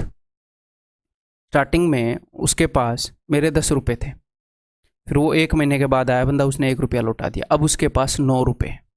ठीक, तो ऐसे ऐसे करके वो क्या करेगा? वो 1-1 रुपया मेरा लौटाता रहेगा। और जैसे मैंने यहाँ पर बताया था, इन सब का जो ब्याज है, एक तो वो सारे रुपए लौटाएगा, 400, 300, 700 और 300, 1000 सारे रुपए लौटाएगा, प्लस जितना भी ब्याज लगेगा, जो रुपया जितने टाइम के लिए यूज किया वो ब्याज लगेगा। तो ब्याज कैसे लगता है? रुपए सिंपल इंटरेस्ट में सारे ही लौटाता है। 1000 रुपये लिए, 1000 दिए, बस खत्म। उसके बाद जितने टाइम के लिए जो रुपया यूज किया उसका ब्याज देता है, बस। प्रिंसिपल यही लौटाएगा, 1000 रुपये लौटाएगा, प्लस जो रुपये जितने टाइम के लिए यूज किए उसका ब्याज लौटाएगा। ये होता, अब मेरे ख्याल थोड़ा और क्लियर हुआ होगा। 400 रुपये, 300 रुपये, 700 रुपये, तो यहां पर क्या होएगा? 300 प्लस जो भी ब्याज लगा हो। ठीक है भाई, तो यहां पर क्या होएगा? 10 रुपये यूज किए, तो 10 रुपये के ऊपर मैं ब्याज लगाऊंगा, यहां पर कितने % लगाऊंगा? तो मैंने रेट मान ली 8%, तो यहां पर ब्याज लगेगा R/12%। इस 9 रुपये के ऊपर ब्याज लगेगा R/12%। इस 8 रुपये के ऊपर ब्याज लगेगा R/12%। ठीक है, ऐसे करके ब्याज लगता रहेगा। ठीक है, तो टोटल ब्याज कितना लगा? क्योंकि जो भी टोटल ब्याज लगता है वो यहीं पर लगता है, वो सारे रुपए लौटा देता है, एंड में सारे रुपए प्लस ब्याज लौटा देता है। तो यहां पर इंटरेस्ट कितना लगा है? यहां पर अमाउंट है 11 रुपये, प्रिंसिपल है 10 रुपये, 1 रुपये, तो मैं ब्याज को कंपेयर कर रहा हूं। 1 रुपये इंटरेस्ट लगा है, और यहां पर जब मैं कैलकुलेट कर रहा हूं तो इंटरेस्ट कितना लगा है? अब ध्यान से सुनिएगा, 10 का R/12%, प्लस 9 का R/12%, प्लस 8 का R/12%, प्लस 7 का R/12%। ये कहानी कहाँ तक जाएगी? 10, 9, 8, 7, 1 तक जाएगी। तो 10 का R/12% प्लस 9 का R/12%, 10 और 9 19 का R/12%। तो मैं इन सबको जोड़ देता हूँ। 10 से लेकर 1 तक जब आप जोड़ोगे तो क्या आएगा, सिग्मा 10 क्या होता है 55, 10 इंटू 11/2, तो 55 का R/12% जो है, R/12% है तो बटे में 100 कर दिया, वो ब्याज बनेगा। इसको 1 रुपये से इक्वेट करना है। मैंने क्या किया, मैंने ब्याज इक्वेट किया है, ब्याज इक्वेट करते हैं बस, और ऐसे क्वेश्चन हो सकते हैं। एक्चुअल में एग्जाम में मैं क्या करूंगा, छोटा सा ये लिखूंगा 1 1 1 10, अच्छा 10 9 8, मैंने पैटर्न पकड़ लिया। फिर मैं क्या करूंगा, फिर 10 9 8 कि भैया इसका इतना, इसका इतना, सबका सेम परसेंट होता है जो भी रेट है। तो सिग्मा 10 तो हमें पता है 55, 55 का R/12% इज इक्वल टू, और ब्याज कितना लगा 1 रुपये, बस ये लिखेंगे और थोड़ा सा ये लिखेंगे। ठीक, क्लियर है भाई? Is it clear? एक आधे और क्वेश्चन करवाऊंगा, ऐसे टेंशन मत लेना। तो काटा पीटी कर दें, 5 से 11 पर, 5 से 20 पर, तो R इज इक्वल टू 240/11, तो 11 दूनी 22, 11 कम 11, 21 9/11, ऐसा कुछ है क्या? फिर यार ये 9/11 है, 11 है तो 9 का टेबल 81 आना, हाँ आ गया 21.81, ऑप्शन डी। नेक्स्ट, मेरे ख्याल लास्ट क्वेश्चन है, ठीक है ये करो। The market price of a refrigerator is 10,000, it is available on cash down payment of ₹2,000 and 9 monthly instalment. तो 2,000 रुपये की कैश डाउन पेमेंट होएगी, ठीक है भैया। उसका प्राइस था 10,000, तो 10,000 माइनस 2,000 कितना हो गया, 8,000 रुपये जो है ये उसने उधार ले लिए हैं प्रिंसिपल।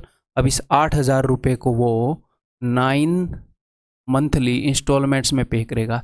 यहाँ पर हमें रेट ऑफ इंटरेस्ट नहीं पता, इसीलिए ये पंगा करना पड़ रहा है।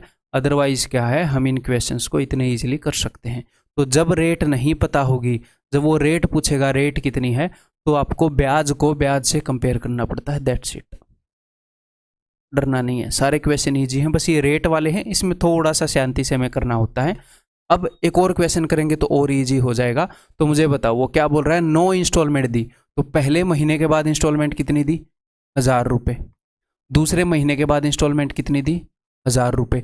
तीसरे महीने के बाद, ऐसे लिखने की जरूरत नहीं है, ठीक है, 1,000 रुपये। जस्ट मैं आपको पैटर्न दिखाना चाह रहा हूँ। उसने रुपये कितने लिए थे, उसने रुपये लिए थे 8,000 रुपये, ठीक है। तो पहले एक महीने के लिए उसने कितने रुपए यूज किए, 8,000 रुपये। बस ये जितने की भी वो इंस्टॉलमेंट दे रहा है ना भाई, उतने घटते जाएंगे, 1,000 घट गए 7,000 रुपये, बस एक पैटर्न आपको पता चल गया, 1,000 और घट गए 6,000 रुपये। तो बस इस 8,000 का रेट मैंने मान ली है R% पर एनम, तो इस 8,000 का R/12%, इस 7,000 का R/12%, ऐसे ब्याज बनेगा। तो 8 + 7 + 6 ऐसे होता जाएगा 1 तक। 1,000 की इंस्टॉलमेंट है, ऐसे घट जाएगा, ये 1,000 घटता जाएगा। तो सिग्मा 8 8 × 9/2 तो 36, तो इसका R/12%, इसका R/12%, इसका R/12%, तो टोटल 36,000 का R/12% बनता है क्या, ब्याज। और ब्याज कितना बना, उसने रुपए लिए कितने और लौटाए कितने, ये देखो, उसने रुपए लिए 8,000 और उसने रुपए लौटाए 1,000 की 9 इंस्टॉलमेंट, 9,000 रुपये लौटा दिए भाई ने। तो ब्याज कितना लगा, ब्याज लगा है 1,000 रुपये का, दैट्स इट। ठीक है भाई, क्लियर है? सॉल्व कर डालें।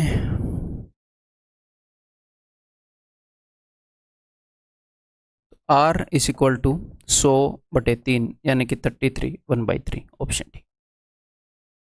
ठीक, ऐसे भी कर सकता है, यहाँ पर ये 1,000 रुपये दे रहा है आपको हर महीने, हो सकता है वो आपको यहाँ पर 1,000 दे दे, यहाँ पर 2,000 दे दे। तो वो मैंने आपको बताया ही है सिचुएशन जब मैं आपको समझा रहा था। ठीक है, क्लियर है मेरे भाई? लेकिन वो वाले क्वेश्चन अभी तक तो एग्जाम में आए नहीं है कभी भी। तो क्वेश्चन बहुत ऐसे हो सकते हैं जो एक बार भी आए नहीं, मैं आपको करवा दूं, बट अभी टाइम नहीं है। ठीक है, रिलेवेंट पढ़ने का टाइम है, और हमेशा ही रिलेवेंट पढ़ने का ही टाइम होता है, अभी तो क्या। ठीक है, तो दैट्स ऑल, अपना ये जो चैप्टर है ख़त्म हो गया है। आगे मैं आपको मिलता हूँ प्रॉफिट एंड लॉस के अंदर, और profit and loss and discount, ये दोनों चीज़ें करके एक ही चैप्टर है प्रॉफिट एंड लॉस। उसके बाद टाइम एंड डिस्टेंस की कई बच्चे डिमांड कर रहे हैं, एवरेज की कई बच्चे डिमांड कर रहे हैं, तो वो करते हैं उसके बाद। ठीक है भाई, बाय बाय, अगली वीडियो में मिलते हैं।